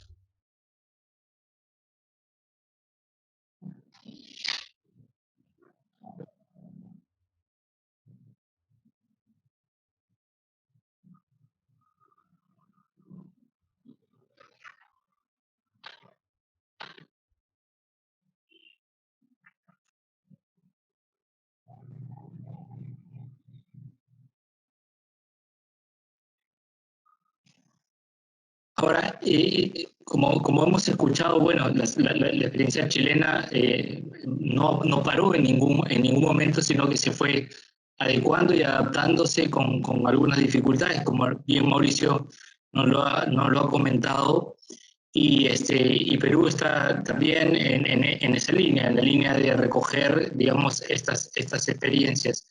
Y ahí, Humberto, la pregunta es, el ministro habló también de en algún minuto tener, de alguna manera, suspender trabajos por territorios y tal vez ir un poco a lo que Chile tiene ahora, ¿no? Por distritos, por comunas. ¿Tú cómo ves esa situación? ¿Crees que parte digamos, de reabrir las obras tomando en consideración territorios sea lo adecuado, Humberto, un poco tomando lo que Mauricio nos ha contado?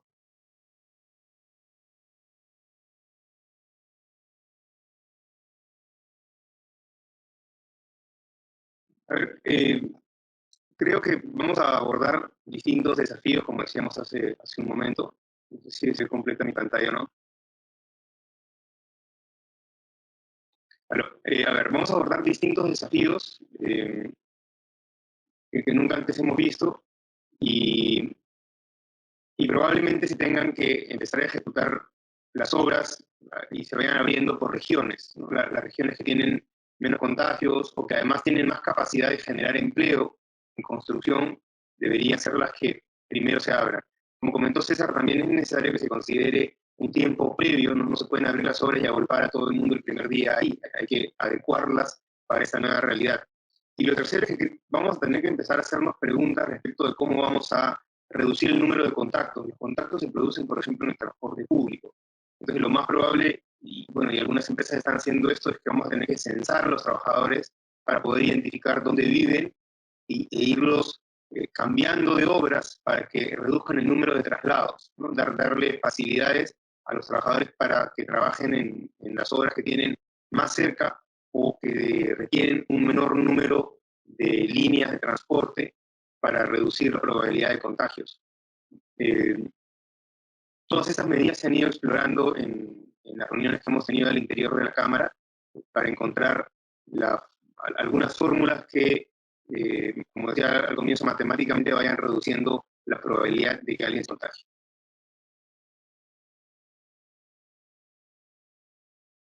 Mauricio, en esa misma línea, ¿cómo han hecho con estas restricciones de trabajo territorial? Porque esto lleva a que algunos trabajadores no puedan asistir a obras, haya esta restricción propia de la movilidad. ¿Cómo ustedes han logrado superar estas restricciones?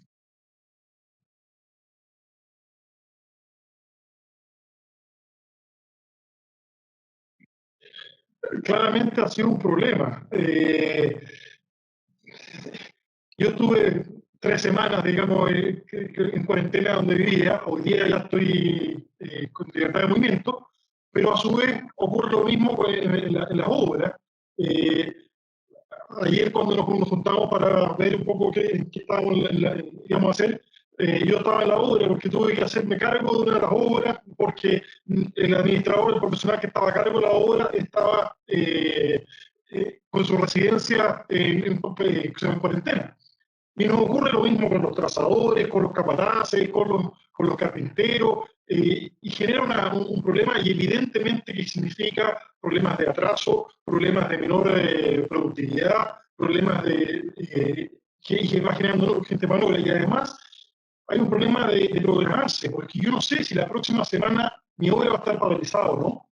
No sé si la próxima semana voy a tener personal suficiente para poder trabajar o no. Y no sé si la próxima semana mis proveedores van a poder estar funcionando para poder abastecerme o no. Entonces, la verdad que ha sido un tema bastante complejo y lamentablemente, como digo yo, en la nueva normalidad, y tenemos que poder ser creativos un poco y adaptarnos a las condiciones.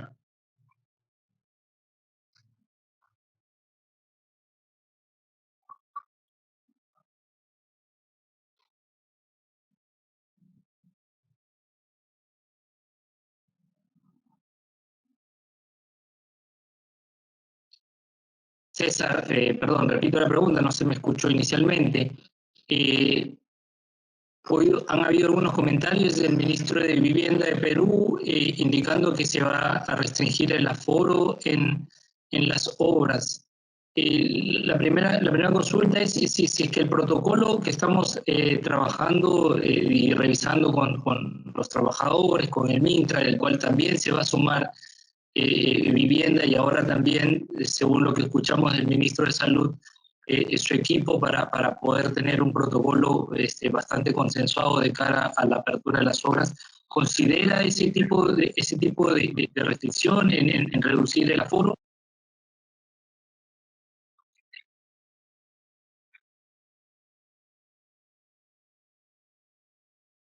¿Qué tal, Jorge? No, en realidad ese tema del aforo en realidad no lo recoge nuestro protocolo, y tampoco lo he visto en ningún protocolo que hemos revisado. Como te digo, hemos revisado más de 10 protocolos a nivel Latinoamérica y no lo hemos visto. Creo que es un tema bastante particular.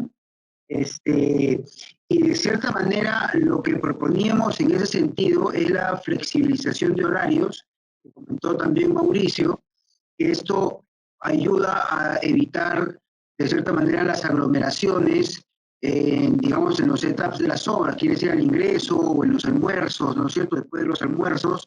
Creo que eso ayudaría a digamos, a no pensar en el aforo como, digamos, tendríamos que poner algo de eso, pero de cierta manera la flexibilización de horarios ayuda a que esto no sea tan crítico, ¿no? Habría que verlo, de todas maneras, sí coinciden que algo tenemos que tener de eso, pero sobre todo llevarlo por la concientización de las personas y tratar de tener en estas áreas las circulaciones, sobre todo, ¿no? Una obra de construcción no es igual que un centro comercial o un restaurante donde pones aforos por metro cuadrado, ¿no? Porque sabemos que hay aglomeraciones en ciertos puntos de la obra, ¿no? Imagínense una edificación de 40.000 metros cuadrados, 30.000 metros cuadrados, si tengo 300 o 400 personas, sería mínimo, digamos, el aforo por metro cuadrado, por decirlo de alguna manera. No obstante, sabemos que podrían estar focos de aglomeración cuando, por ejemplo, estoy haciendo la estructura del proyecto y demás zonas donde se aglomera el personal. Entonces, por eso creemos que tendría que valerse un poco de esta flexibilización de horarios para saber que justamente, si bien es cierto, se van a repartir en los proyectos los puntos donde esto esté, donde causa aglomeración natural, que es el ingreso, el almuerzo, los baños, los comedores y la salida, sea un poco más laxo, ¿no? Eso es un poco lo que hemos estado barajando, pero a tu pregunta, en realidad, no se habla de aforos, al menos no es lo que hemos revisado por el momento, ¿no?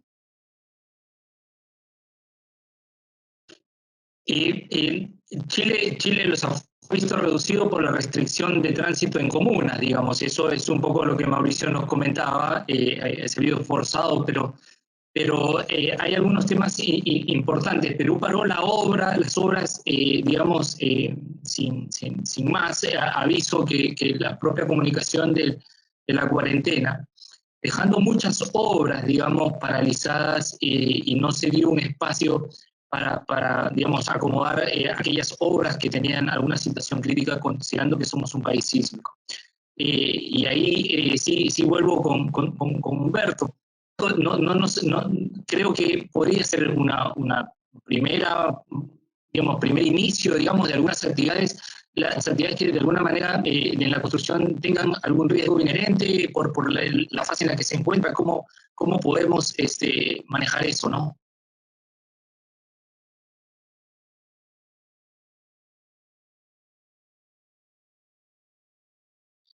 Sí, buena tu pregunta, Jorge. De hecho, desde el inicio hemos pedido que algunas actividades no se detengan, especialmente aquellas que implican cerrar paños en excavaciones y de ser posible llegar por lo menos hasta el nivel cero y no dejar abiertos los sótanos. El Perú es un país sísmico y si hubiese un terremoto, podríamos tener algún riesgo que sería más prudente que eso no suceda, ¿no? Entonces, lo primero que se tiene que abrir, de todas maneras, son aquellas obras que hoy día están implicando algún riesgo para vecinos. Y aquí lo otro que también es importante, ya que estamos hablando de vecinos y en general de temas de entorno, es saber que esto nos ha afectado y que nos va a hacer vivir un año muy complejo. Es un año muy complejo para todos, para los empleadores, para los empresarios, para los trabajadores, para los proveedores. Y aquí va a ser necesaria mucha apertura de parte de las municipalidades. Como bien decía César, se necesita, y es parte de lo que hemos propuesto, que en la ciudad y en general se pueda trabajar incluso a doble turno para poder reducir el número de personas. Es decir, las obras en algunos casos van a tener que comenzar a las 6 de la mañana o poco antes y terminar a las 10 de la noche, con todas las medidas de seguridad. Pero eso lo que va a lograr es reducir la concentración de personas, uno, y dos, va a permitir que más personas puedan incorporarse al trabajo.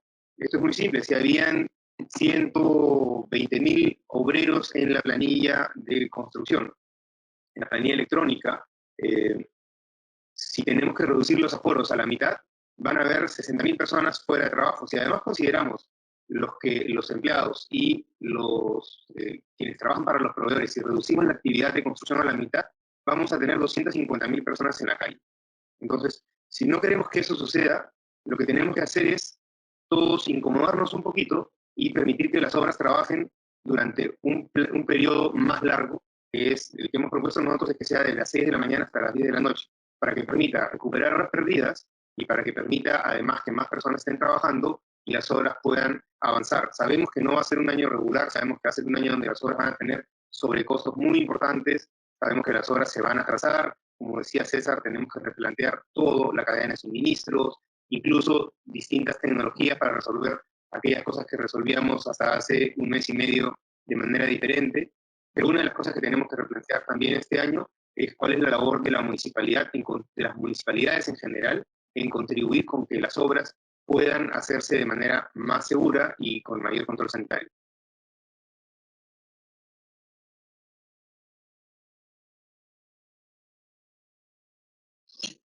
Mauricio, y en esa línea, dadas las restricciones que ustedes tenían por distritos o comunas, el hecho de ampliar los horarios de trabajo, ¿se evaluó, se discutió, es materia de evaluación por parte de las autoridades en Chile?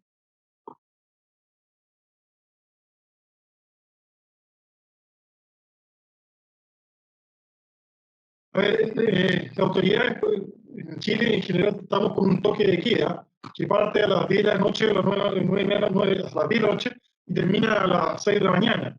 Por lo tanto, necesitamos que nuestros trabajadores ya estén en sus hogares a esas horas. Por lo tanto, la posibilidad de hacer un doble turno, la verdad que no ha sido factible. Sí ha habido un tema de flexibilización de horario, y parte de los trabajadores parten llegando, que se a las 7 de la mañana y terminan llegando a las 10 de la mañana, y algunos parten yéndose a las 3 de la tarde y terminan yéndose los últimos a las 6 de la tarde. Entonces hay un desfase y flexibilidad en el horario, pero en un solo turno. Dado la restricción que tenemos de toque de queda, la verdad que no es factible el segundo turno. Otro tema que me gustaría comentar, que en relación a poder iniciar obras, digamos, cuando estábamos paralizados, y que nos ha pasado nosotros con algunas zonas que están en cuarentena, es el tema de la postventa. Muchas veces existen filtraciones o sistemas o problemas en sistemas de elevación de agua o de ascensores en los edificios, y se requiere dar una postventa en zonas en que también están en cuarentena. En ese caso nosotros tenemos la posibilidad de pedir una autorización especial, que creo que también sería razonable que ustedes lo analizaran.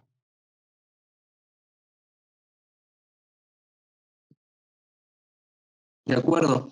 César, te voy a hacer una pregunta compleja, digamos, dentro de esto que se está conversando. Esto que nos comenta Mauricio, digamos, de entradas, salidas, con horarios, digamos, poco de controlar, porque depende un poco de la distancia que hoy día se toman los trabajadores, ¿no?, para poder llegar a las obras, y no creo que en una fase inicial Perú pueda tener un efecto distinto o una medida distinta. O sea, vamos a mantener tal vez restricciones como un toque de queda, y eso nos podría llevar a tener pues las mismas dificultades que Mauricio acaba de comentar.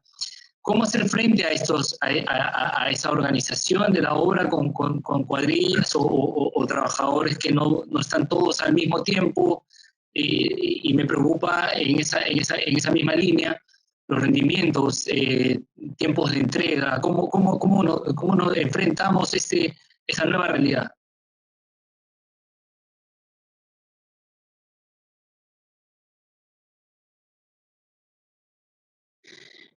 Sí, bueno, Jorge, de hecho es un tema complejo. Yo creo que en el Perú, bueno, también en Chile, se ha venido trabajando mucho bajo herramientas de productividad, bajo enfoques, por ejemplo, en la filosofía Lean Construction, donde los proyectos los trabajamos con trenes de trabajo, y de cierta manera hemos convivido con ciertas restricciones, ¿no? Restricciones, por ejemplo, a veces de horario, o restricciones constructivas, restricciones físicas, tiempos de secado, tiempos tecnológicos que le llamamos. Yo creo que hoy día lo que toca es reinventarnos, ¿no? Reinventarnos y saber que vamos a tener otro tipo de restricciones, ¿no? En este caso, restricciones de bioseguridad, y de repente los trenes que hagamos ahora de producción en acabados, por ejemplo, sean algo similar como lo que está comentando Mauricio, que entren 2 o 3 personas por departamento, que en realidad, si lo ven desde el punto de vista de producción, es un tema bastante ordenado, que al final acelera y, mejor dicho, te da una mejora de productividad. Yo creo que nos va a llevar a pensar distinto, a pensar fuera de la caja, a romper paradigmas en el largo plazo, ojalá que sea lo más corto posible, pero es creo pensar en eso, ¿no? Y con respecto al tema de flexibilizar horarios, yo creo que es importante eso porque podemos emplear mucho más capacidad de mano de obra y tratar de recuperar un poco el tema con la seguridad y la salud del caso, poder recuperar un poco lo que hemos perdido en estos meses, que inevitablemente es la economía de las familias, ¿no?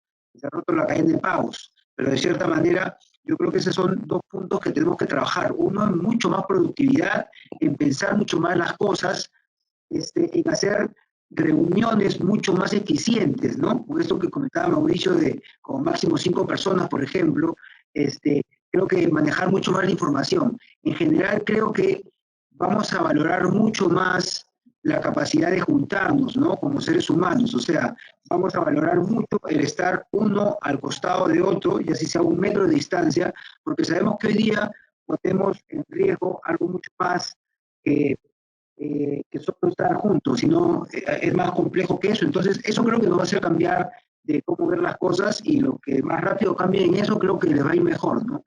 Es un punto de vista bastante enfocado en productividad, creo yo, pero que siempre está latente en construcción y que estamos buscando la mejora de nuestros sistemas productivos, ¿no?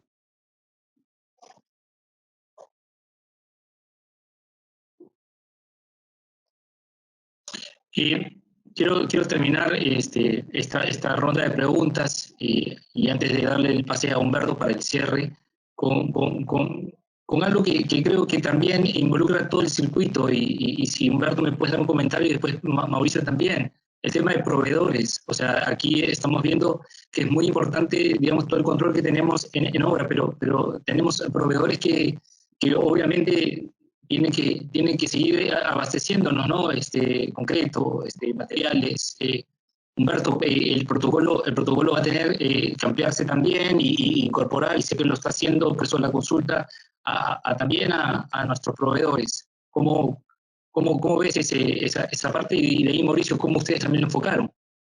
Humberto.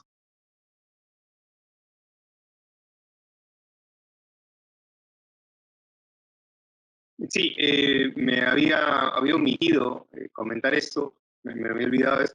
Nosotros en la Cámara tenemos 3 ramas. Tenemos la rama de las empresas que hacen infraestructura y obra pública, tenemos la rama de las empresas que hacen edificaciones y desarrollo inmobiliario, y la de los proveedores, de los industriales y empresas de servicios a la construcción. Con nuestro comité de proveedores hemos hecho también un protocolo que también se ha trabajado con el ministerio correspondiente, que en este caso es el Ministerio de la Producción. Entonces, en ambos casos estamos avanzando, con lo que es construcción y con lo que es proveedores. Lo mismo que dijo César, es toda la cadena. Entonces, los proveedores también van a necesitar unos protocolos especiales, tanto al interior de sus plantas como en el contacto en obra. Y esto es lo más delicado, porque nosotros podemos tener un muy buen control de dónde vienen nuestros trabajadores, quiénes son, cada cuánto tiempo les podemos hacer una prueba para ver si tienen o no COVID, pero no tenemos ese control sobre nuestros proveedores. Aquí, dentro de las cosas que decía César, lo que conversábamos ayer cuando preparábamos las presentaciones, decíamos, vamos a volver un poco a ser contratistas a la antigua, o constructores a la antigua. A la antigua uno tenía su proveedor, confiaba en él, sabía quién era el camionero, quién era el de la logística, quién era el que despachaba, cambiaba poco de proveedor, porque cambiar de proveedor implicaba también cambiar de gente, y uno pagaba y le despachaban. Hoy día, estos son los cambios importantes. Ante el quiebre de la cadena de pagos, primero los proveedores van a preferir cash, quién paga por delante. Y segundo, los constructores van a preferir al proveedor de confianza. Entonces, lo que se van a fortalecer ahora son estas redes en las que uno confía en el proveedor, en que no está cambiando permanentemente de personal, o en la que el proveedor además tiene una responsabilidad importante. en la que te tiene que decir, oye, no te puedo despachar hoy día porque he tenido que cerrar mi unidad por 3 días porque estamos haciendo desinfección porque hemos encontrado una persona que tiene COVID. Como decía César, ese hecho lo que generaría es que nosotros preventivamente en las obras tuviésemos que almacenar más stock. Hoy día nadie almacena stock, casi todo es just in time. Ese just in time va a tener que cambiar un poco, vamos a tener que tener stock porque fácilmente se podría romper si es que el proveedor tiene que suspender su almacén, suspender su despacho, suspender su producción.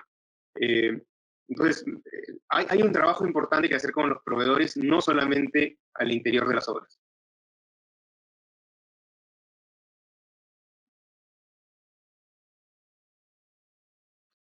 Y el tema de manejo de proveedores, ¿tuvieron un protocolo? ¿Fueron adaptándose obra por obra? ¿Cómo nos puedes comentar al respecto?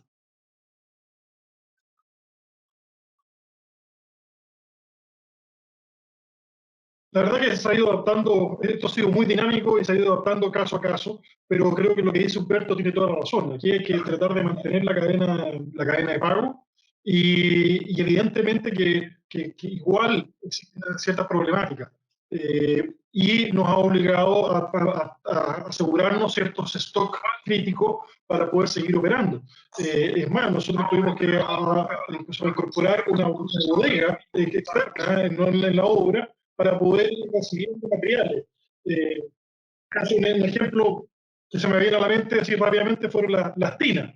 Estábamos usando tinas que son de procedencia española y las plantas en España no estaban produciendo.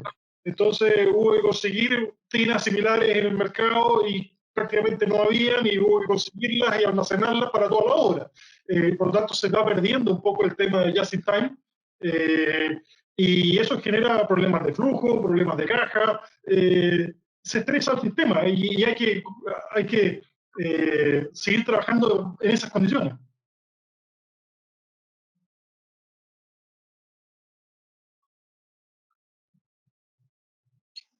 De acuerdo.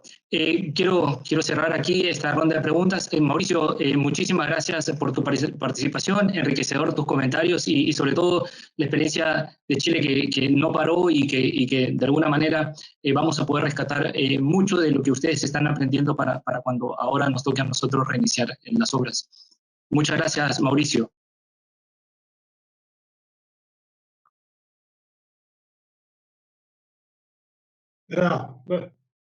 Gracias a ustedes por la invitación.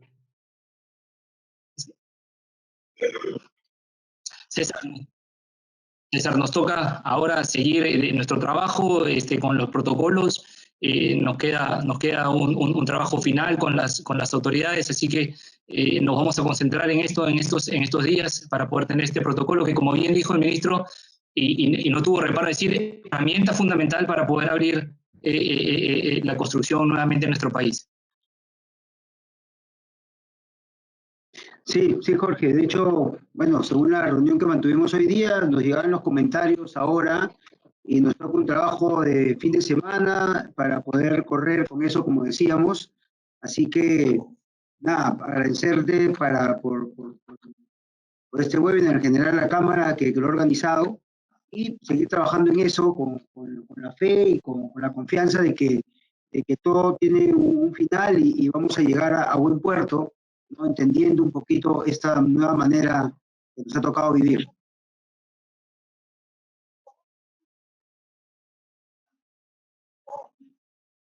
Gracias, César. Humberto, te cedo la palabra para que podamos tener los comentarios finales. Ha sido una sesión larga pero interesante con algunos inconvenientes tecnológicos, pero es parte del aprendizaje y parte de lo que nos va a tocar vivir de ahora en adelante, tal vez para cuando tengamos este tipo de reuniones.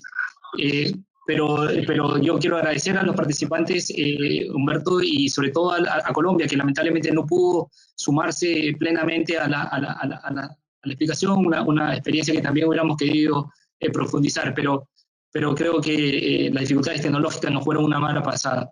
Pero la participación del ministro nos dejaron algunas cosas claras. Humberto, yo te cedo la palabra para que podamos ir a este webinar importante.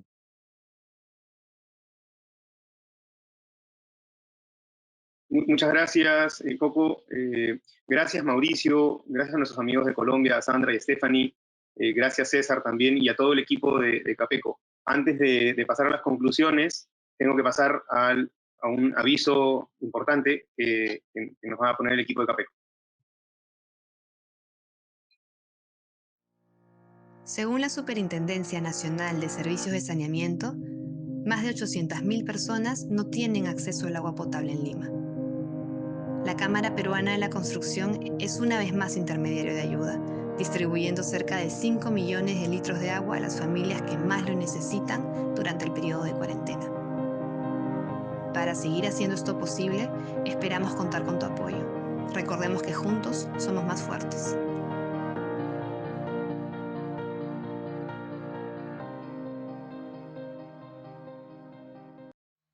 Frente a la lucha contra el COVID-19, Platinum traerá pronto al Perú Cubent, un respirador portátil, fiable, automatizado y de bajo costo, desarrollado por Nissan, Eurocat y el Instituto San Pau, y testeado con éxito en Barcelona.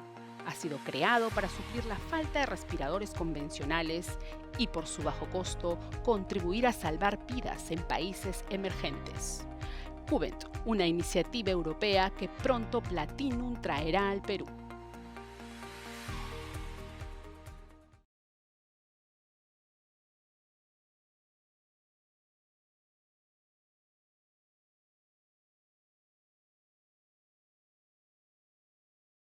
Salud a que nos acompañe y nos cuente cuáles son los parámetros que van a ayudar a decidir si un sector se abre o no. El día martes, este martes 21, anótenlo, igual les va a llegar.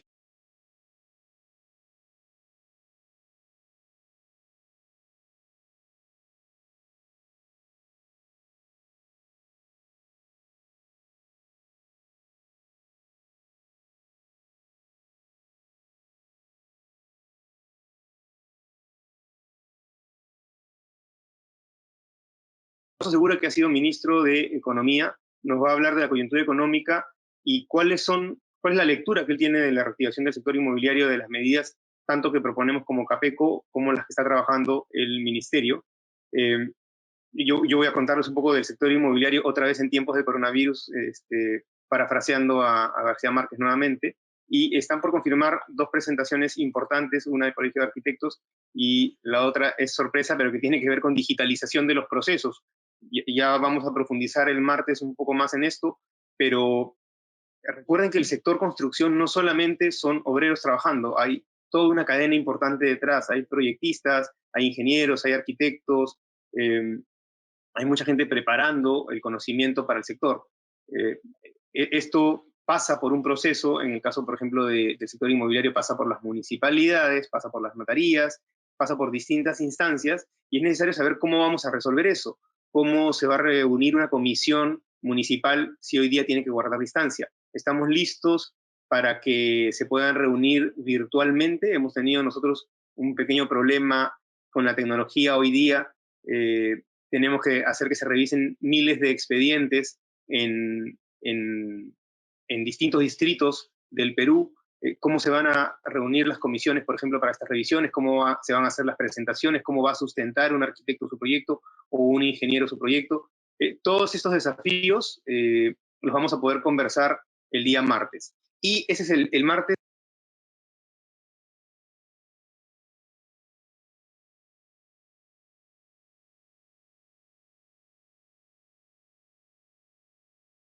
Que es la presidenta de AFIN, de la Asociación de Fomento para la Infraestructura Nacional, entre otras personas, va también a hacer una exposición sobre las ideas de Capeco sobre la infraestructura y la obra pública. La va a hacer Guido Valdivia, que es nuestro director ejecutivo, y ahí vamos a conversar sobre qué cosas necesita el país, y más aún ahora que se ha desnudado nuestra falta en infraestructura sanitaria, ¿no? Entonces, primero, no se pierdan estos dos webinars. Anoten, es el martes 21 a las 9 de la mañana y el jueves 23 a las 10 de la mañana. Asimismo, quiero... A ver, me están pasando aquí también. Nos va a acompañar también el jueves Patricia Carreño, que es Patricia Carreño del Plan Nacional de Infraestructura, y Francisco Dumler, que es el presidente de CEDAPAL, para contarnos cuál es el plan de inversiones, del plan de inversiones de CEDAPAL. Ese es el día jueves 23. Lo otro que les quiero contar es lo que vieron viene el viceministro de Transportes, me lo están aclarando, disculpen. Lo otro que quiero reforzar es la publicidad que vieron del agua, del Capeco. Como saben, hay más de 800.000 personas solamente en la ciudad de Lima que no tienen acceso a agua potable. Normalmente la compran, pero la gente no está trabajando, con lo cual no tiene dinero para comprarla. Sedapal está haciendo un esfuerzo importante para llevarles agua sin costo en cisternas, y nosotros estamos también comprando agua para llevársela. Si quieren ayudar, por favor escriban un correo a gestiondeapoyo@capeco.org. Toda ayuda es bienvenida. Ya tenemos varias semanas ayudando a distintas familias a que tengan agua. Tengan en cuenta algo, llevar comida es difícil porque hay que cargarla. El agua pesa muchísimo. Entonces, llevar todo un balde de agua para limpiar las manos de los niños es un asunto complejo, y estamos haciendo todos nuestros esfuerzos por llevarla a los rincones más lejanos de la ciudad de Lima. Bueno, no voy a tardar mucho en las conclusiones. Lo importante es lo que dijo el ministro. Estamos ante un desafío que nos va dando muestras cada día de la necesidad de la distancia social y de la necesidad de tener nuevas costumbres. Esperemos que haya una vacuna en algún momento y que estas costumbres, que volvamos nuevamente a encontrarnos, a trabajar del modo en el que lo hemos hecho, a que podamos reunirnos presencialmente, y que no sea necesario siempre estar distantes con la tecnología. Los peruanos somos personas que agradecemos conocernos, juntarnos, reconocernos, y vamos a perder un poco de eso. Vamos a tener que hacer todos bastantes sacrificios, desde sacrificios económicos, que los estamos haciendo todos en este momento, las empresas, los trabajadores, hasta sacrificios en nuestras costumbres. En el número de horas que trabajamos, como decíamos, los vecinos vamos a tener que soportar que una obra arranque más temprano o que termine más tarde. Vamos a tener que tener un poco más de paciencia con las revisiones de nuestros expedientes. También las autoridades van a tener que tener bastante más flexibilidad, porque si intentamos mantener las costumbres anteriores en un escenario nuevo, créanme que nosotros mismos vamos a causar un gran problema. Así como nosotros mismos, como dijo el ministro, con nuestro comportamiento social, estamos contribuyendo a que la curva se esté controlando, a que la curva de contagios se esté controlando, y se nota mucho cuando uno ve el número de fallecidos, que la curva ya está bajando en velocidad. Lo mismo va a pasar con nuestro comportamiento social en general, después cuando tengamos que intentar activar la economía. Se va a necesitar muchísima tolerancia de parte de todos para que la economía funcione, y la economía especialmente en nuestro sector. Muchas gracias a todos por habernos acompañado. Yo me despido y nos vemos el día martes. Hasta luego.